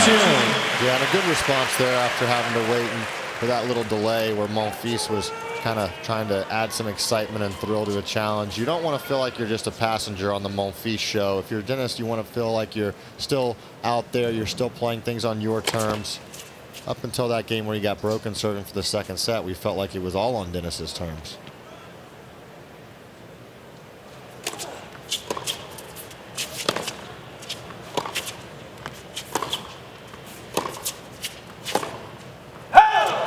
It's going to be another break point. The 15th of the match for Monfils. He's done a good job of creating opportunities on a consistent basis this evening. 44th unforced error from the Canadian.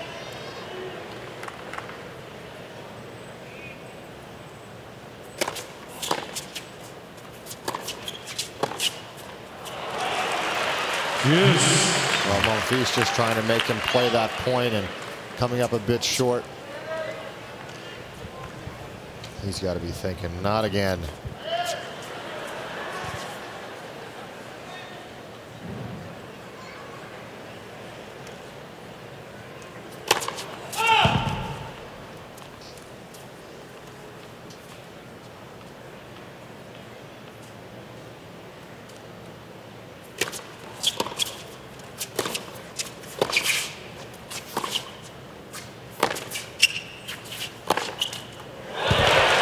Big time.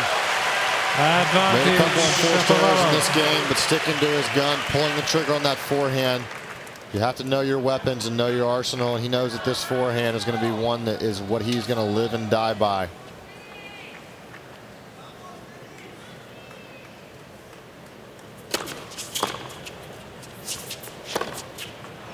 Yeah. Similar start to the third set. First Monfils with a game, chance. fourth set.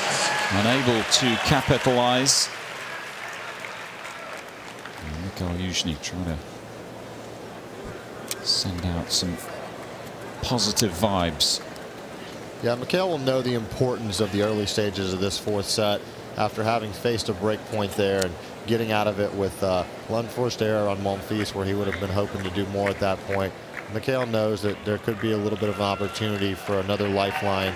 If he can get stuck into this match and start making a dent on the Monfils service games, there could be a potential for another momentum change. We talked about how often that happens in 3 out of 5 set matches, so he's trying to urge him on.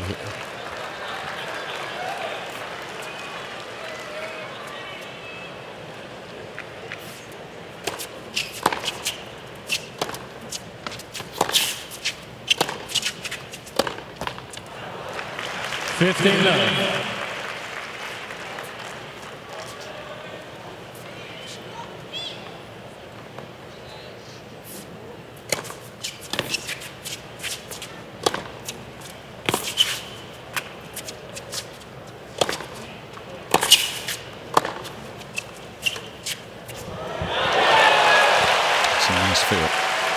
Monfils not running for that shot.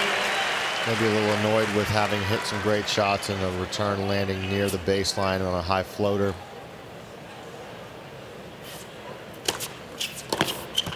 Third C 15.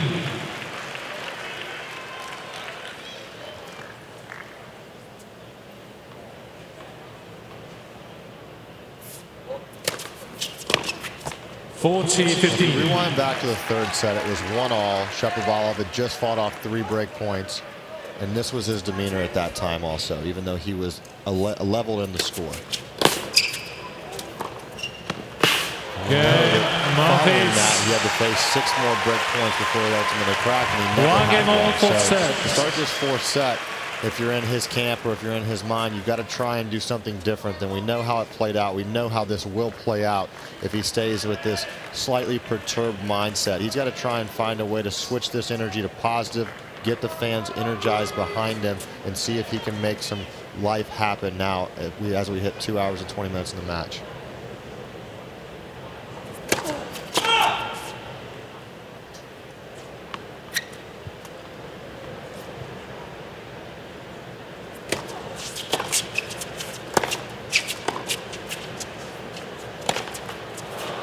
Love 15.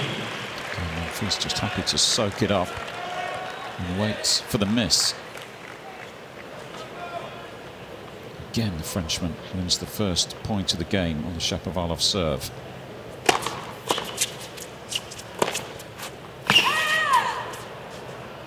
Love Well, that it's much easier said than done. The pressure and the way he feels, feeling a little fatigued, obviously wanting to capitalize on being up a set and certain for the second set. There's plenty of reasons as to why he's justified in feeling the way he does. However, if you're trying to come through, you've got to try and make a change. Oh dear. Unraveling in this game. Yeah, you can see that coming. We were talking about that 3-4 points ago where it was still in Monfils' service game and there was nothing really that had gone ultimately tragically wrong. He was still on serve. Everything was fine.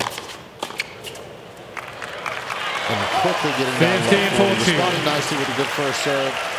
But with 2 more break points faced, you just feel like these could be virtual match points if one of these slips away. 17th break point of the match for Monfils. And he does convert, and he's in good shape now. The Frenchman, the finish line is not too far away. And by 2 sets to 1. Up 2 sets to 1, and with a break now, 2-1. Shapovalov, not so. Oh yes, turning on the style now. Now this is the loose, fun, energetic, playing well, excited Monfils that we've talked about is there and having a great year when he's been playing so well, especially of late.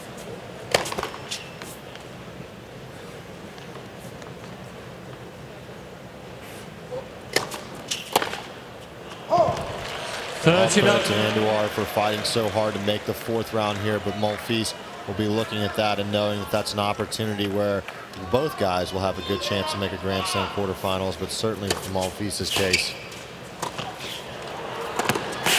Oh, nice. Good anticipation. 30-15. Again, not much of a positive reaction, was there? No, you could tell that he's a little perturbed and also tired at the same time.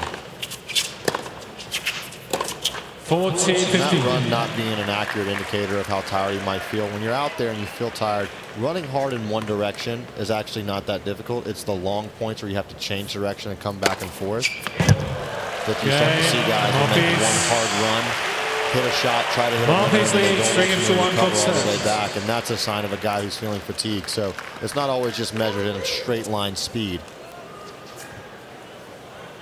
So 3-1 pretty quickly in this 4th set. USOpen.org is the official tournament website. You can follow all the action on the social media as well, of course, Twitter, Facebook, Instagram. Hashtag US Open.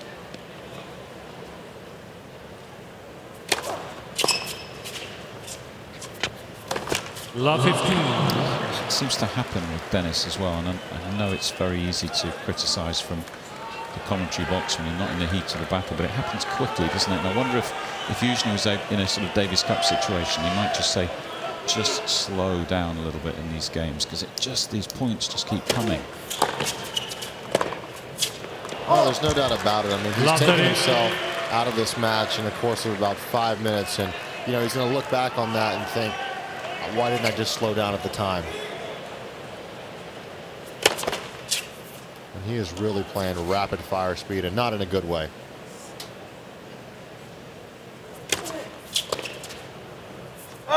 You've seen guys like Nick who play fast games when they're holding serve quickly and they're knocking off aces. That's much differently than playing service games quickly whenever you're just perturbed. It's got a hold here. 15-30.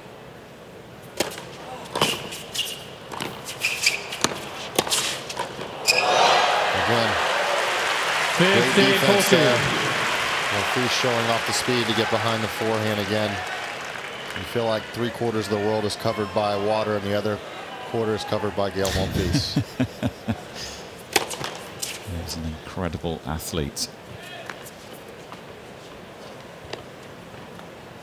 Another 2 break points.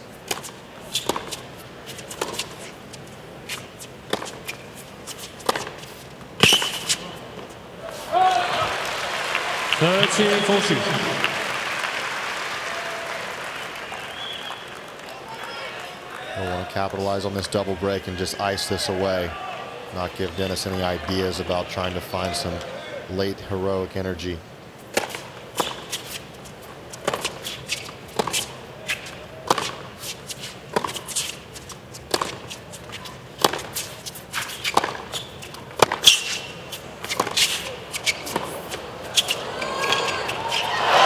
Lovely point from Monfils again. The defensive ability proving too much, 4 games to 1. and it should be job done now for the Frenchman. Double break in the 4th. He's just 2 games away. He's played some very good tennis this year, Gael Monfils, when he's been fit. We hope that fitness continues if he does come through this one. Going into the remainder of the tournament, it looks like he's done enough at this stage. A couple of holds away. There was the win in Rotterdam. Had some incredibly good tennis in Indian Wells before the ankle forced him to withdraw from the quarterfinals. Love 50. 4th round at Roland Garros on home soil. With the semis in Montreal, Masters 1000 level. But again, he had to retire in the semis that time against Nadal before taking to the court. 15-all. When he's in this mood, you're just kind of hoping that if he does keep winning matches, we get to see the best of him throughout the remainder of the tournament, because he's electric when he's on, isn't he? Yeah, he appears to be healthy. He looks like he's been able to smartly navigate through some of those injury concerns at other points and times in the season. I was slightly surprised to see him play Cincy, actually, after withdrawing in the semi-Canada. But obviously wasn't as serious as it seemed at the time. Did lose in the first match, but a little bit of a break before playing here. Am I right in saying that he played 2 matches in that day? Did he play on the morning of and then pull out later after he was supposed to play later that night? He did, and it was Bautista Agut, and it was 6 in the 3rd, so Yeah. it was a tough one. That could have been just a little bit preventative then. Sometimes you feel things tighten up.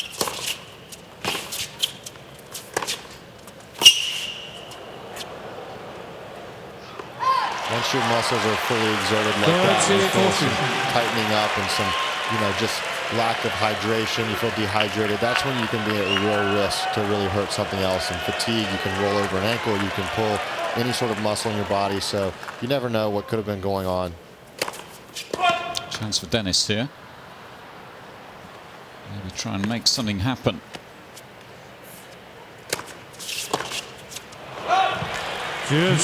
Yeah, Monfils just blinking here a little bit, missing a couple first serves and affording Shapovalov an opportunity there. But this is why it was so important that he was able to capitalize on that second break, because that point there could have been a lot more magnified at 2-3. Let's.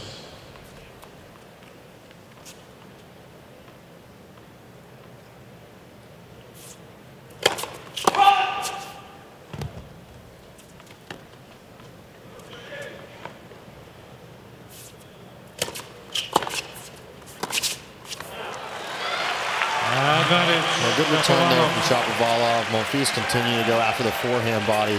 When that happens, you have to get your contact point out in front. If you let the ball get into you, it'll jam you up, and then you're not able to extend out on it. Shapovalov created space well.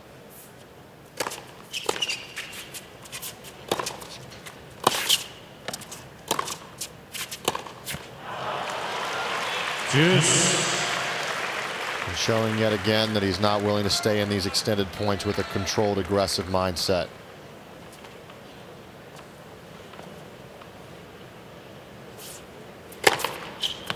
Mr. Shapovalov is challenging the call. Shapo seems confident. Monfils seems confident the other way. I'm going to go the way of the server here and trust the lines judge. Chase review says, oh, goodness me, this is tight as they get. Second serve.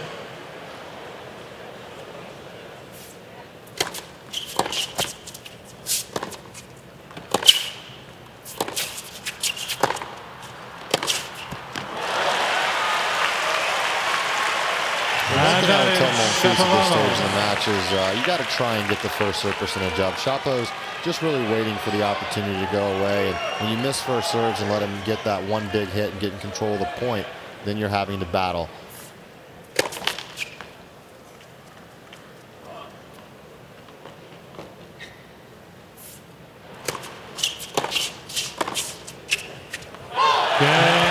Shapovalov. And a break of serve for the Canadian.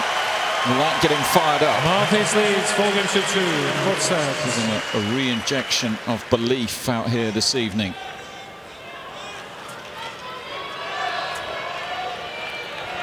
Still a break down, but the scoreboard looking a little healthier. And that's why you can't stress enough how important it is not to let your emotions get in the way and cost you that second break.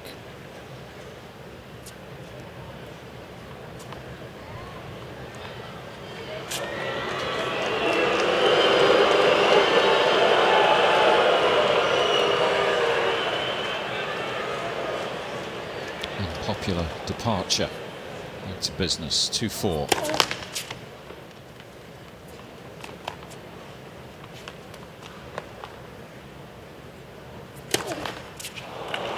Love 15.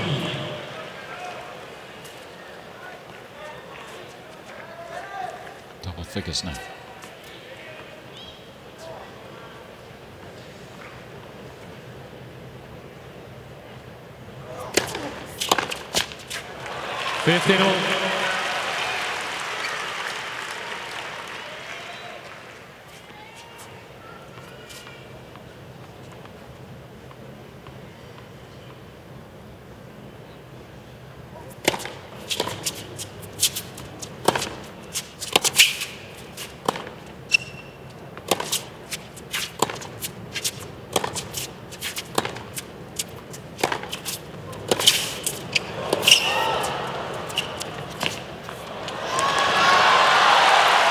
Well, I thought that drop shot was going to be a bit better. The last second to try to make an effort at it, but it was a little too late.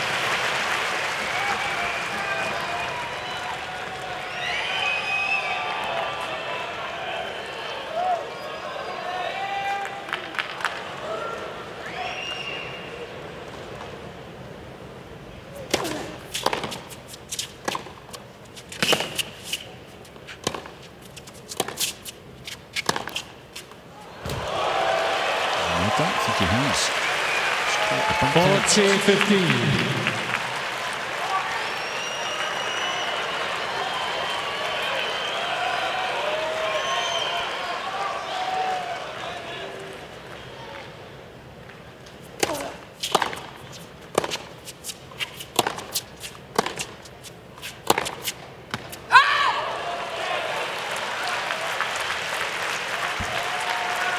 Gael Shapovalov. So 2 in a row. Monfils leads 4-3. Fourth set by 2 sets to 1. Monfils up 4-3 with the break.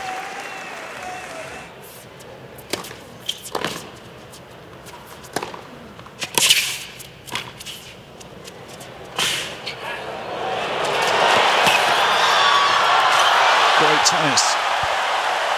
A lovely combination. Love 15.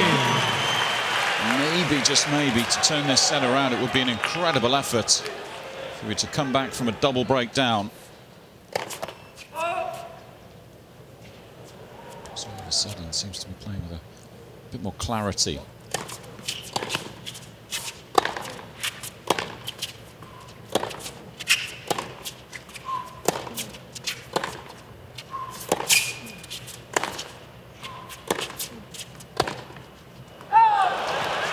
Yeah, certainly showing some heart here in the match, and this is what I talked about when we're talking about lulls and then back up energy. You get second wins throughout these matches. Denis finding one now, however, not doing a good enough job in that little energy dip to keep the scoreline close enough. Still finding himself down.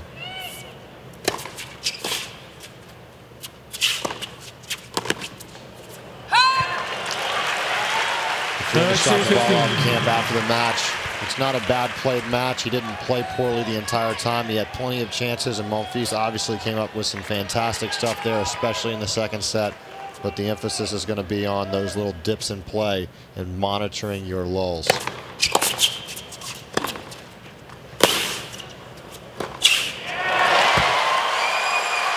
Nice move forward. 14-15.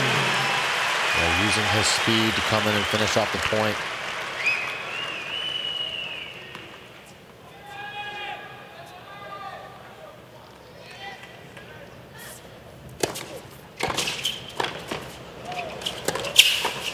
Wow, so volley. How's that? Monfils. Yeah, he's served the ball on a number of occasions there, and it hasn't always been the most successful play, but I have to say I'm Monfils loving how leads committed he 5 stayed games to to it. 3. It's something he can add to his game due to his tremendous hands and his ability to move forward in a hurry. So Gael Monfils transitioning, Gael Monfils using his speed to come in, that's a dangerous guy. Almost there. Game away, Monfils. Let's first.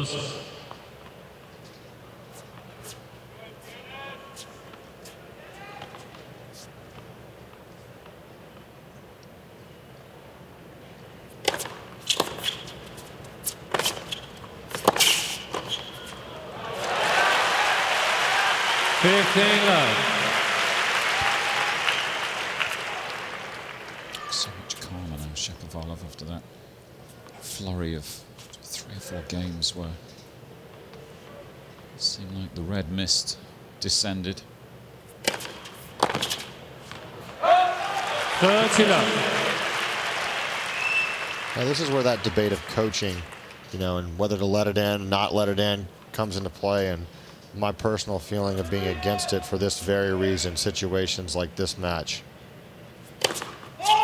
It's truly a skill and an experience thing to learn how to control your emotions through those lulls, and it takes that a little bit out of it if you have somebody who's there with you.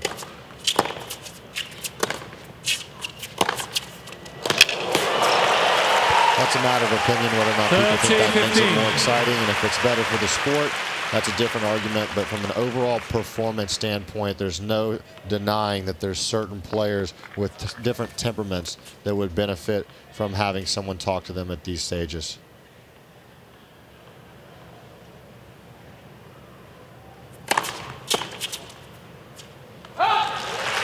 With that in qualifying at a number of Grand Slams, including the qualifying at this year's U.S. Open, just to see how the players have liked it, how fans have reacted to it. Yeah, I think juniors as well next week. It's allowed. And a couple of years back before the shot clock was on these courts, they did that. But so Shapovalov holds, forces Monfils to finish the Frenchman. Will serve for victory, 5-4. He's played a good match, Gael Monfils. Really came alive towards the end of the second set. Has been pretty solid since then.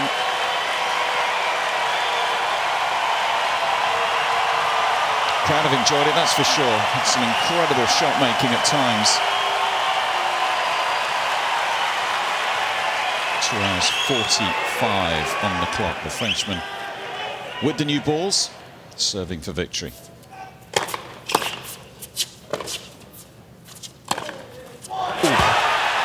a tough start there. Spitting in the box to be going, Gael. I love you, buddy. You've got to finish this out. I got to play tomorrow. Yeah, she was out on the Harbour House Stadium before the night session, getting a hit in with her coach, Andrew Bettles, on that court tomorrow against Madison Keys. Well. Is there a twist in the tail? Chapo showing he is not done yet. You can see the energy's back in his body. He's feeling that second wind. He's bringing it to him. He's not going to go away quietly.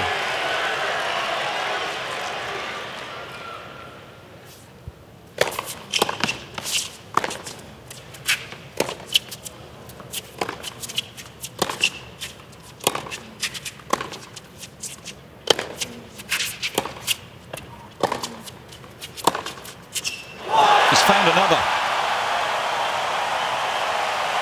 Love 40. That's tremendous stuff. That's controlled aggression. That's Shapovalov hitting big with a purpose.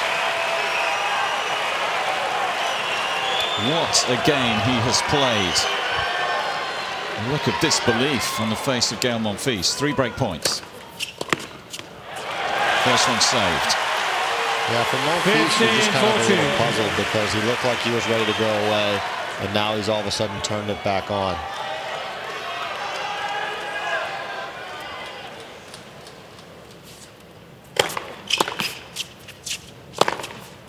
He's broken. Shapovalov. Double breakdown in this 4th set. And he levels 5 games apiece. That was some game from the Canadian. Tremendous game start to finish, implementing a lot of aggression, finishing some points with that forehand, finishing another point at the net. Here we are at 5-all, level in the match.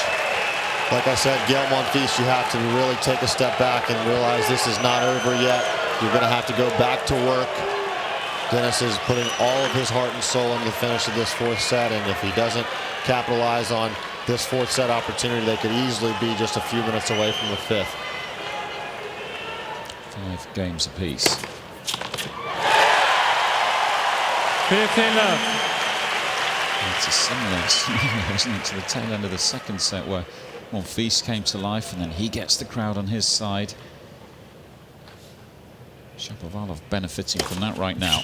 They want a 5th set, so all of a sudden he's got the entire crowd behind him almost. Yeah, the crowd is feeling like this kid is ready to give him everything he's got, and they're getting behind him a little bit.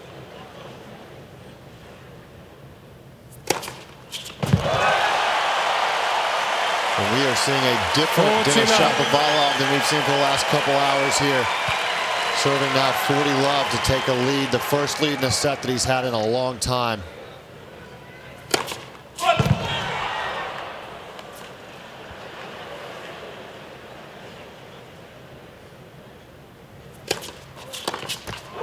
Well, that's amazing stuff. Shapovalov. He looked dead and buried. Shapovalov leads right back in this. 4 sets. Monfils 3 sets to 1. Monfils will serve to stay in it now. 6-5.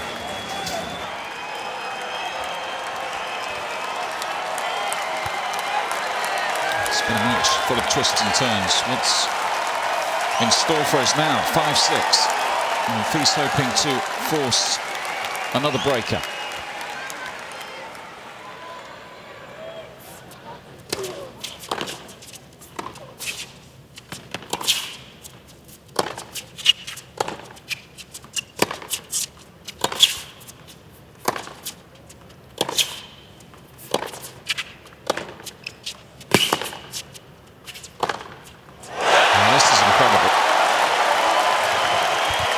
Difference in level that Shapovalov is now producing is remarkable. You compare it to the start of this set. Begins the game with a brilliant backhand. Shapovalov is challenging the goal, right center serve. The ball is called in. It's a chase review here, but I think this looked like it got a piece of it.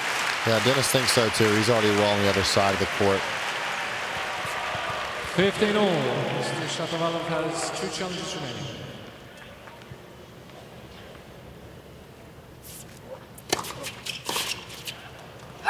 Third set, 15. This is interesting stuff. We did not think 30 minutes ago that we were going to be at this stage in the match after the lull we were seeing at Shapo, but he has fought well.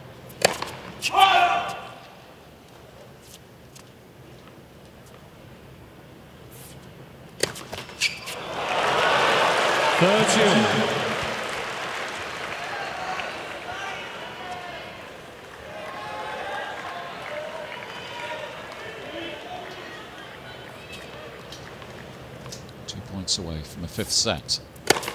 Things back on track for Monfils.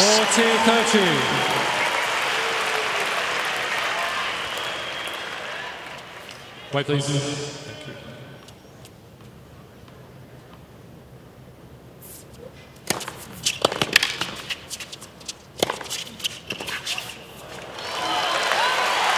Gael Monfils. He gathers himself and holds serve.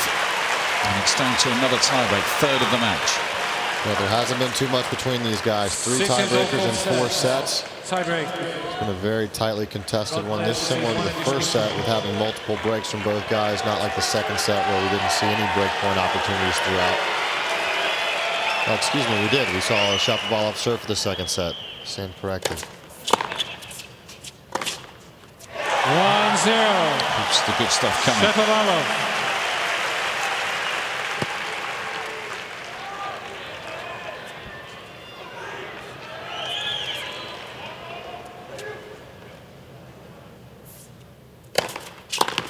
One all.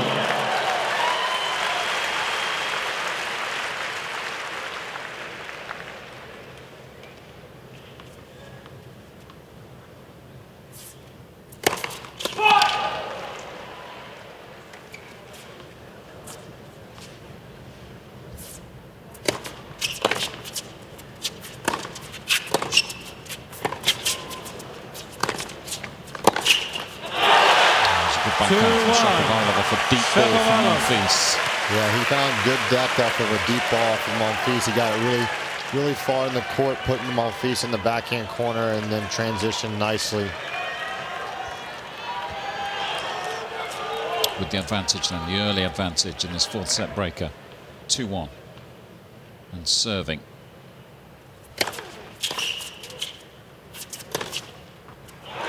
That's good. Good stuff. 3-1. Usually likes it. Shapovalov. And then this is the flip side of the argument from half an hour ago, isn't it? Where it's all going wrong very quickly. It now feels like it's all going right very quickly.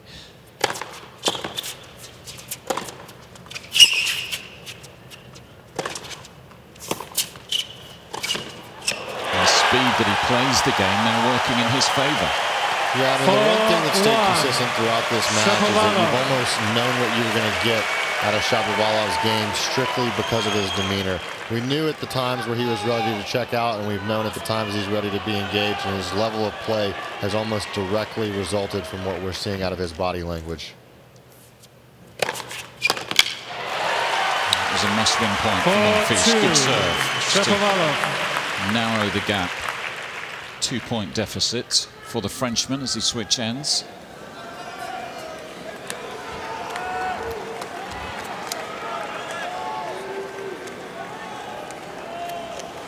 Delivery of a couple of bottles of that pinkish red liquid. Yeah, some electrolyte mix.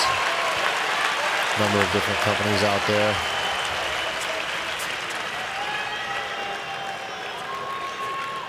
It's not fresher physically, but mentally too.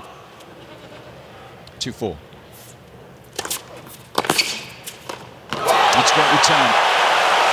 Down to the Frenchman's toes. He really is in business. Monfils looks a bit stunned. It's almost like he can't believe what's happened.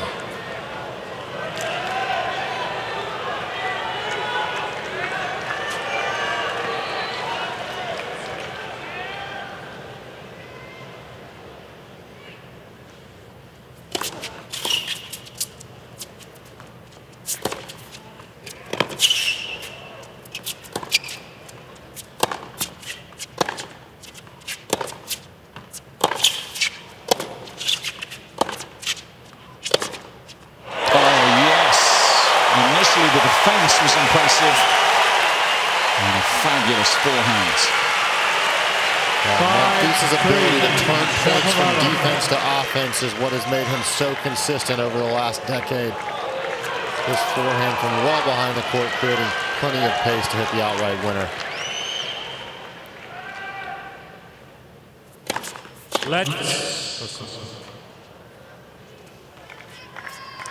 Whether that will be an important point in the grand scheme of things. Shapovalov in control of the point initially, looking good for 6-2. 5-3 now, a little tighter. And he's missed one. And all of a sudden, we're back on serve. Yeah, just overcooked it a little bit. I like that his mindset was aggressive, but there are times to play aggressive with better margins, and it looked like he was just forced to try and hit the outright winner.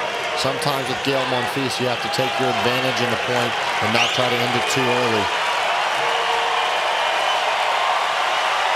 This set is swung back and forth. Is Monfils about to finish it now?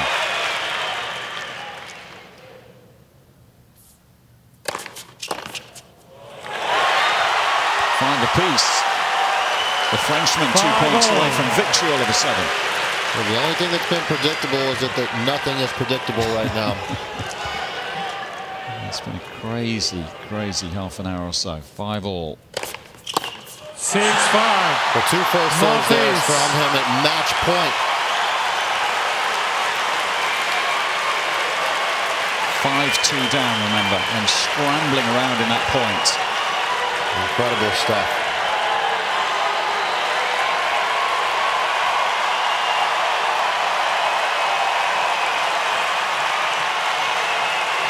Match point for the Frenchman. Second serve chance.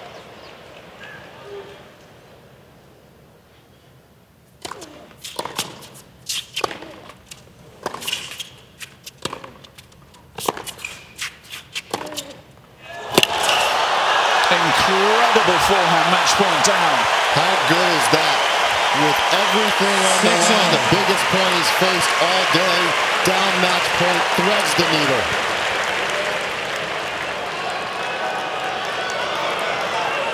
He hit it on the sideline almost, and Gael still got there. That just goes to show you what he's seeing. He's seeing a small space that he can hit that forehand into, and he executed it perfectly.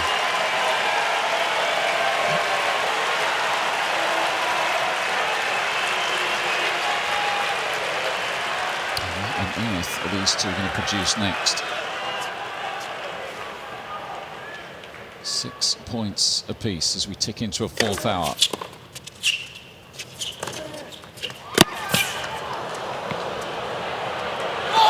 Shapovalov now with a set point. 7-6. Shapovalov.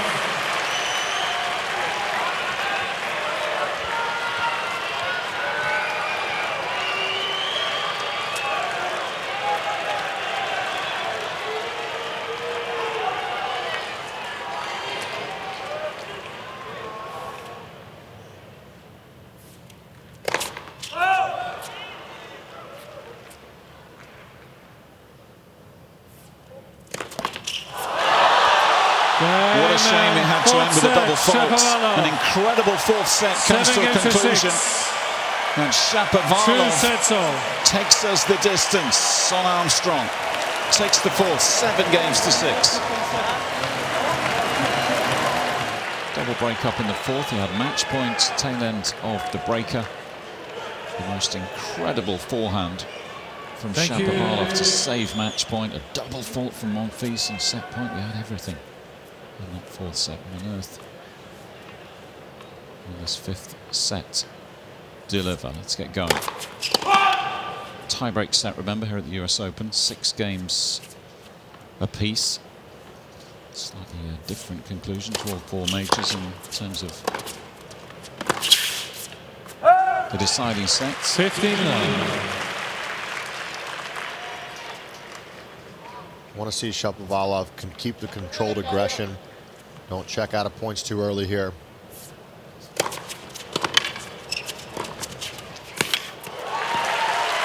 Monfils, you got to try and find that energy that you had. At the second set, when he turned it around, you saw him getting the crowd pumped, and it seemed like he carried that momentum till almost the finish line, and just at the very end, he got a little lackadaisical with his energy level.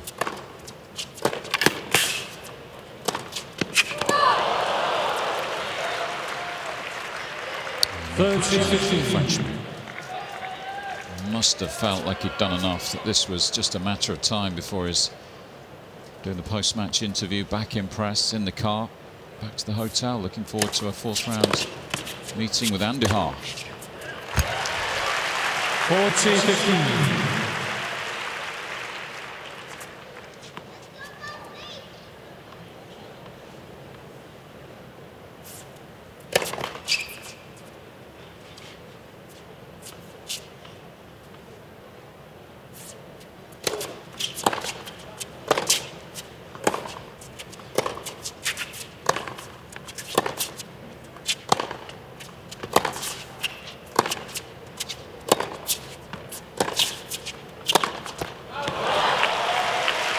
That's great hitting. 40-30. Great stuff by both guys.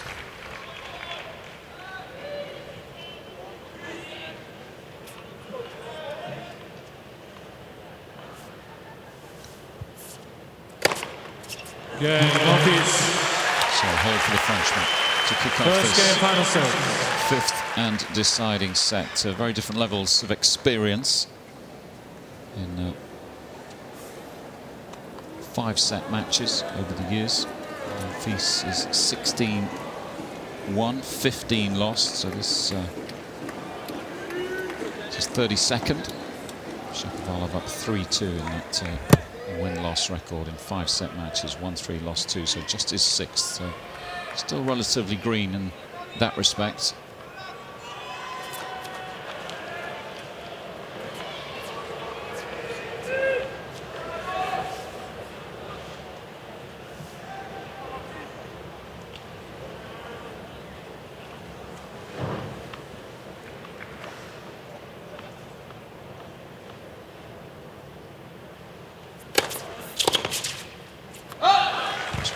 Feels like it's his night. He saved that match point in that sort of manner. So he certainly doesn't think he came back from 2 sets to love down, or excuse me, 2 breaks down in the 4th to squander this opportunity in the 5th. He's going to need to keep that first serve percentage up and stay in that controlled, aggressive mindset. Make Monfils feel the physicality of having to run side to side for over 3 hours.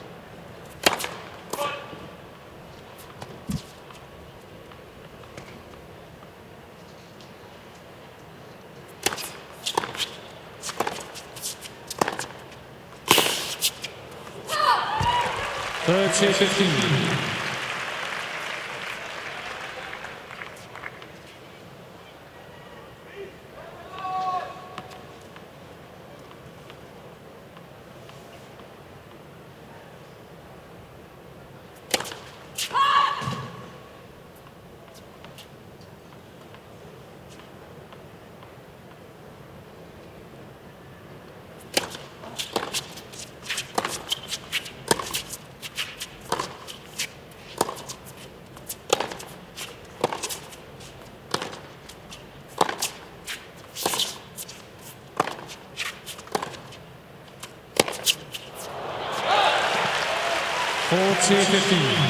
That's good stuff. The strategy that Monfils was playing early in the match of keeping balls in play and moving Chapo side to side.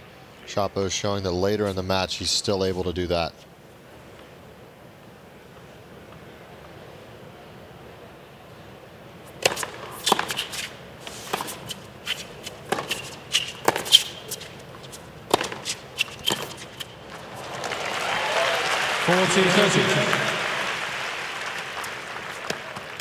Quite out of this game. Started the 3rd set slowly, started the 4th set slowly. History to repeat itself.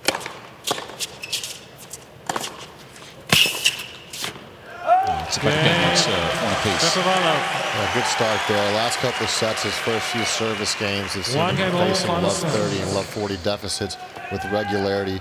Monfils creating 19 breakpoint opportunities for the match. So Shapovalov starting this 5th set with no problems at all is exactly what he was looking to do.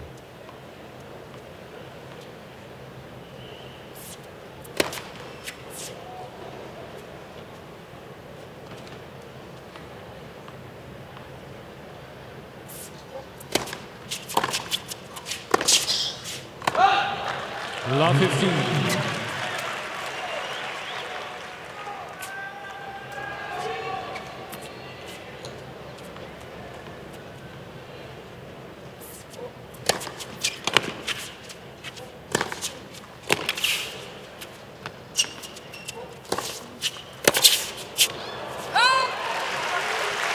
They just snuck that one forehand on the line. Threaded the needle.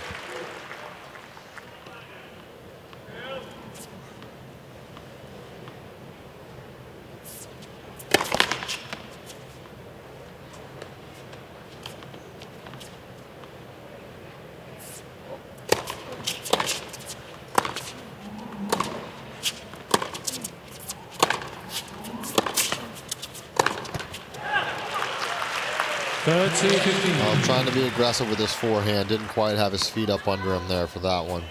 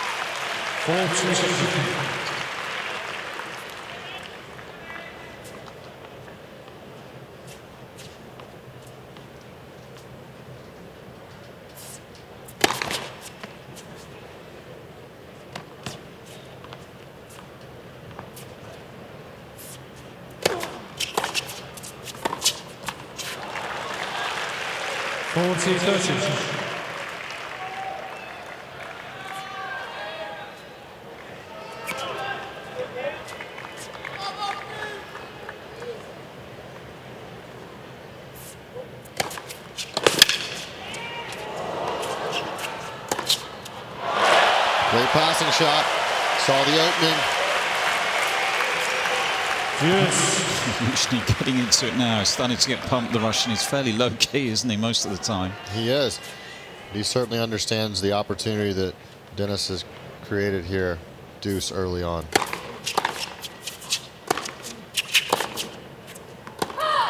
Just a good overhit.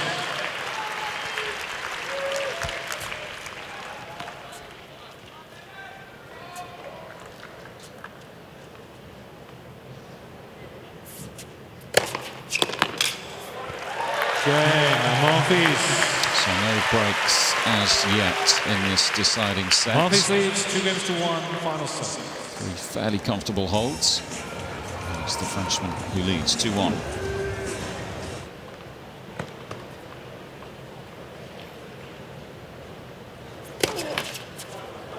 La 15. So Shapovalov starts the game with his 11th double of the match.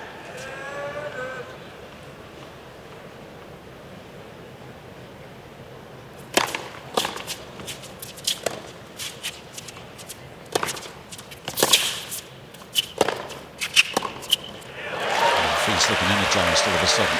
Yeah, finding great depth there. We talked about Shapovalov having to play a number of games on serve from behind, double faulting there and giving Monfils a little bit of daylight and capitalizing on that opportunity. And love 30, here we are.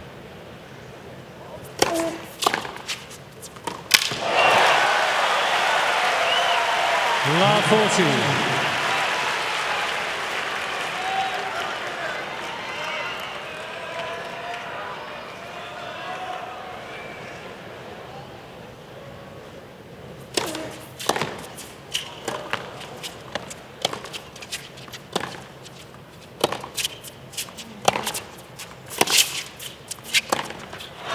Breaks. He's the first to make a move in this deciding set. Monfils leads 3-1. Great to love, and once more, not for the first time this evening, he looks to be in control of this one now. It's a most remarkable fourth set, remember. Monfils up 4-1 with a double break. He was up 5-3. He had match point in the fourth set breaker. Saved with the most incredible forehand up the line. Just a reminder that you can head to the official website, US.org, for all the scores, schedules, draws,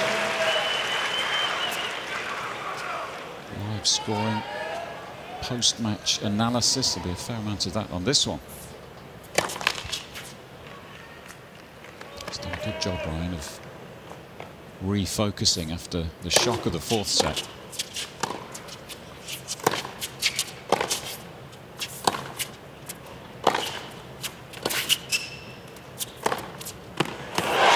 Yes, he has, and he looks to be dialed back in right now.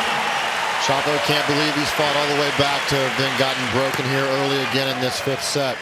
We've seen early on in the last few sets that Shapovalov's serve has let him down a little bit. He double faulted in the last game to get behind, and then Monfils came up with some magical first serve returns.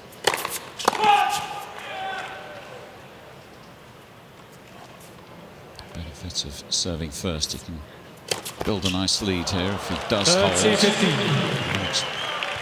Still just just with the one break of serve. That 4-1 on the scoreboard. Yeah, nice sight for the Frenchman. Yeah, the way that he was able to get back in the match from 4-1 double breakdown was Monfils missing first serves.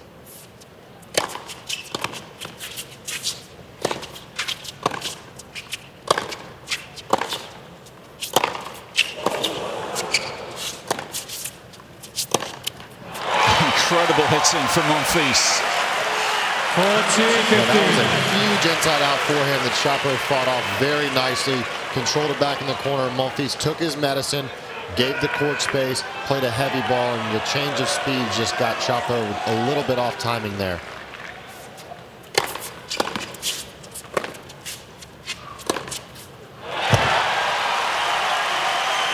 There's a good first serve return. You can see Shapovalov leaning to his left to take away that forehand serve, getting it very, very close to the baseline. Gael Monfils Wraps it up with an ace. The racket goes flying. New balls, please. There's time running out for Monfils Shapovalov. leads Monfils up 4-1. 4-1. Final sets. And once more, Denis Shapovalov with it all to do. He was down 4-1 in the fourth, remember. And repeat those heroics in the decider.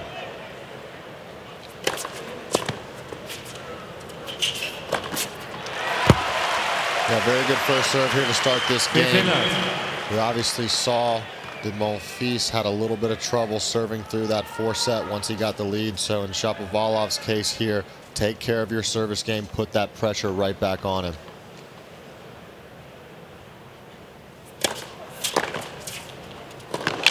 What a return. From the full stretch, how did he manage to get that cross court? Just a little flick of the wrist there at the end and found the ultimate angle off of first serve.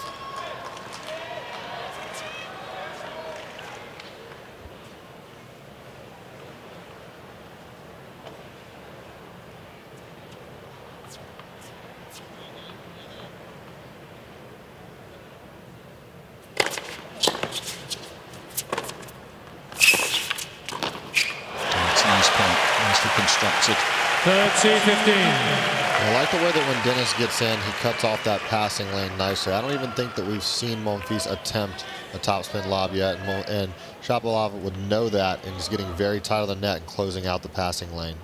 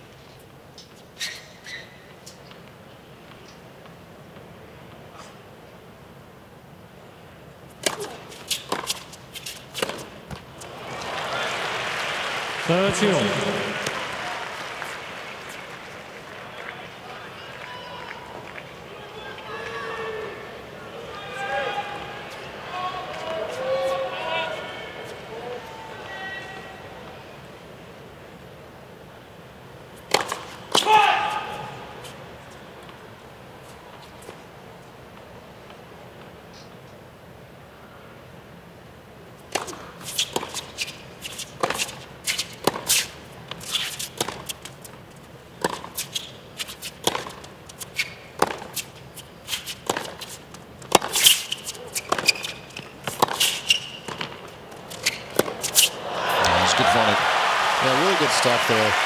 Most impressive thing about that point was Shapovalov using the different speeds of the ball based on what he was getting back from Monfils to determine where he hit the shot. He tried to go big early in the point. Monfils neutralized it. He took a step back, took his medicine, restarted again, and then as soon as he had another chance to come back in the aggressor, he did.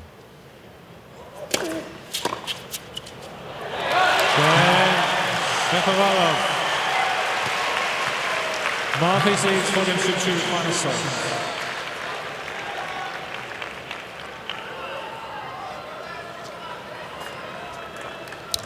Usually stands and applauds next to Denis's mum as he gets the hold. The Russian coach in a trial, still believing that his man can turn this one around. In some ways, a slightly easier task than the fourth set, of course. That was a double break he recovered from.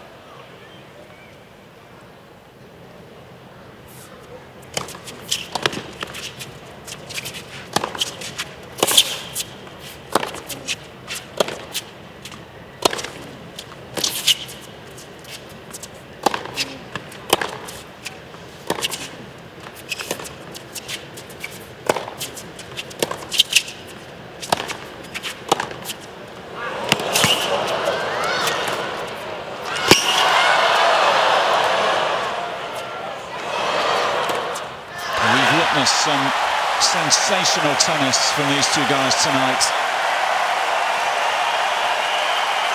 That's incredible stuff. Incredible stuff. Monfils peppering the Shapovalov backhand, and eventually Shapo takes the opportunity to rip one cross court, turn that point around, and found himself with this smash off the bounce. Set up 15-all here. And what could be one of his last opportunities to break back if he's going to find a way to figure out this match. He just forces you to play so many balls. And sometimes only when you see the replay that you kind of appreciate what he's just done, and another dig out the corner, another lob. The physical effort he puts into chasing some of those balls down. Well, it's difficult to truly process how far he is away from some of these shots. He finds a way to come back in the point. And obviously making Denis work hard for that second point, but then backing it up with two big first serves, including his 12th ace of the match there.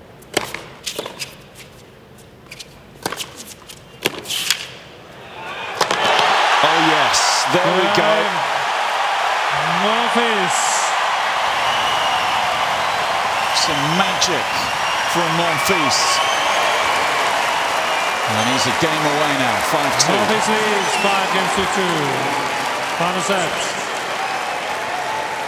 Sure, Gael will be courtside for that, returning the favour. Very supportive of one another. So, Shapovalov.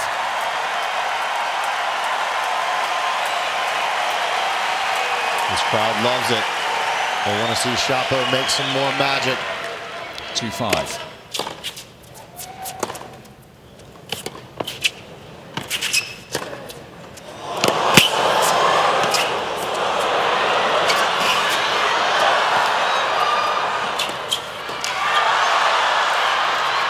Incredible, again. I mean, Shapovalov must be thinking, what have I got to do? Hit two incredible forehands, and he's somehow lost the point. Has that court coverage, and you can tell he's urging the fans on to show their appreciation for his efforts. It looked like he wasn't going to be able to get a number of these shots, but eventually turning this point around and finishing with this short backhand passing shot, you can see he loves it.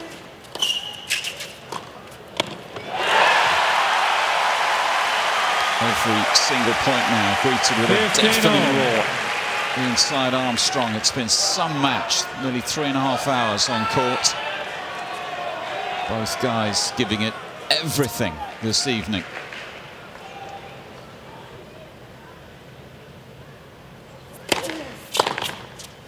Out. We'll see a challenge here. Mr. Monfils challenging the goal. Left near sideline. The ball was called out. Chase review to sort this one out. That is just wide. Shapovalov can 13-15.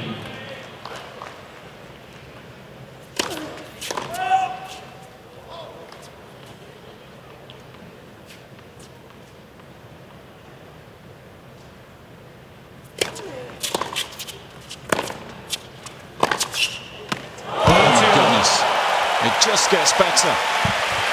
How good is that? Full run. Sensing that he might go cross court. Shapovalov tries to get over there and cover his backhand, and Monfils just seeing it out of the corner of his eye and sneaking this up the line for a winner. Gael, you just had 2 challenges left because you lost this. John Blom just clarifying how many challenges he has left. 2 points away, Monfils. Remember, he's had match point, tail end of the 4th. Saved by the most incredible forehand up the line from the Canadian. Let's.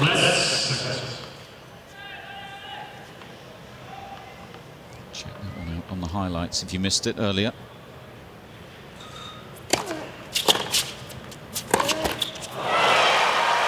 Finding a way to make him hit a backhand off the first ball.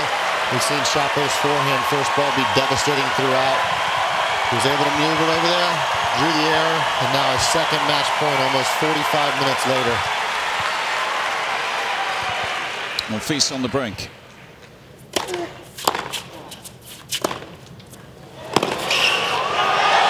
Well, he's done it again, this time off the backhand. Yes. Yeah, Monfils again directing that first ball at the backhand. Shapovalov being ready for it and executing again under the must-have circumstance of match point down.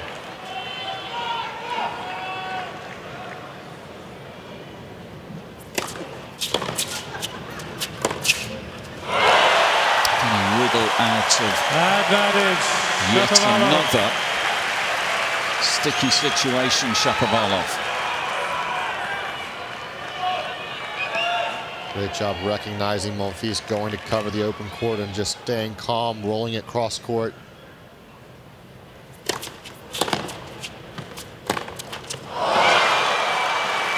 Juice.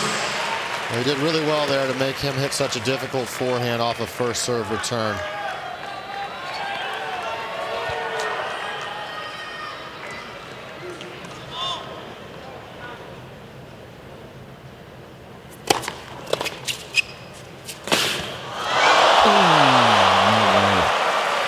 Lady luck on the side of the Canadian. Yeah, sometimes you see that hand go up in an apologetic manner. At this stage in the match, he's not even going to fake it. Most outrageous net cord.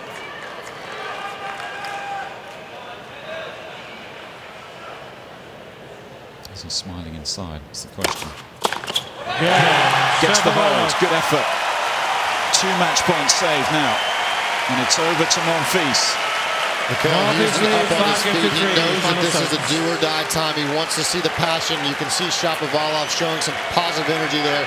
He's broken before in this situation at 5-3 in the 4th set. He's looking to do so here again. Let's see what he can produce. Yeah, he's broken on 5 occasions this evening. Playing the number 13 seed. Muster one last effort to get over the line. That's good.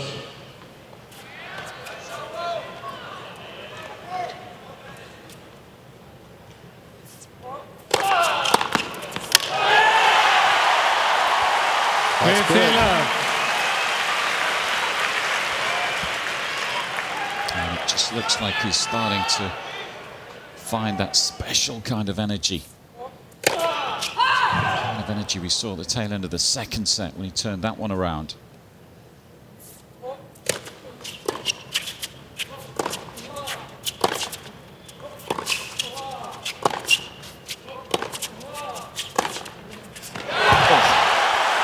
Good stuff.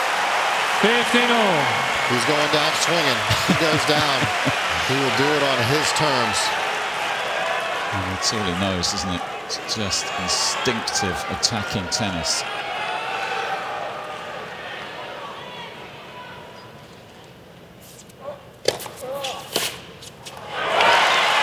Monfils finding another first serve here. 13-15. Perhaps remembering that his first serve percentage let him down as he was trying to serve out the match in the 4th set. Electing to take a little bit off there, slide it in the Shapovalov backhand. And now finds himself 30-15 up. Getting closer.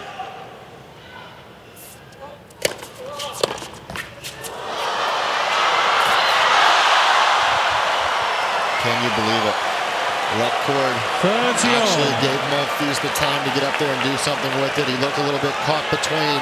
I thought at the last second here he was going to hit a drop shot, and he just tried to scoot it deep.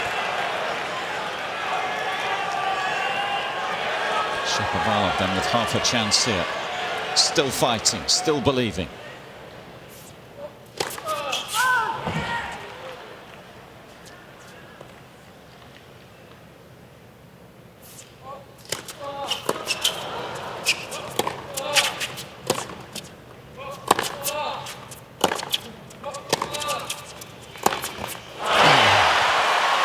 Almost double faulted on the back of the line here. Shapovalov creating an opportunity to step up in the court. He knows it was right there. And that's the kind of backhand he's been crushing this evening. So match point number 3 for Monfils.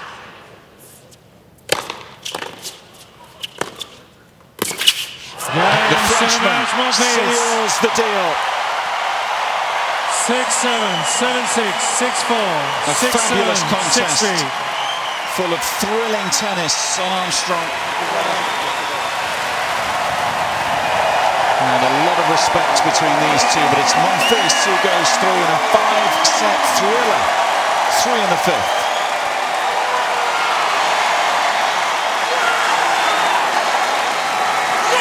You can see he loves the energy out here.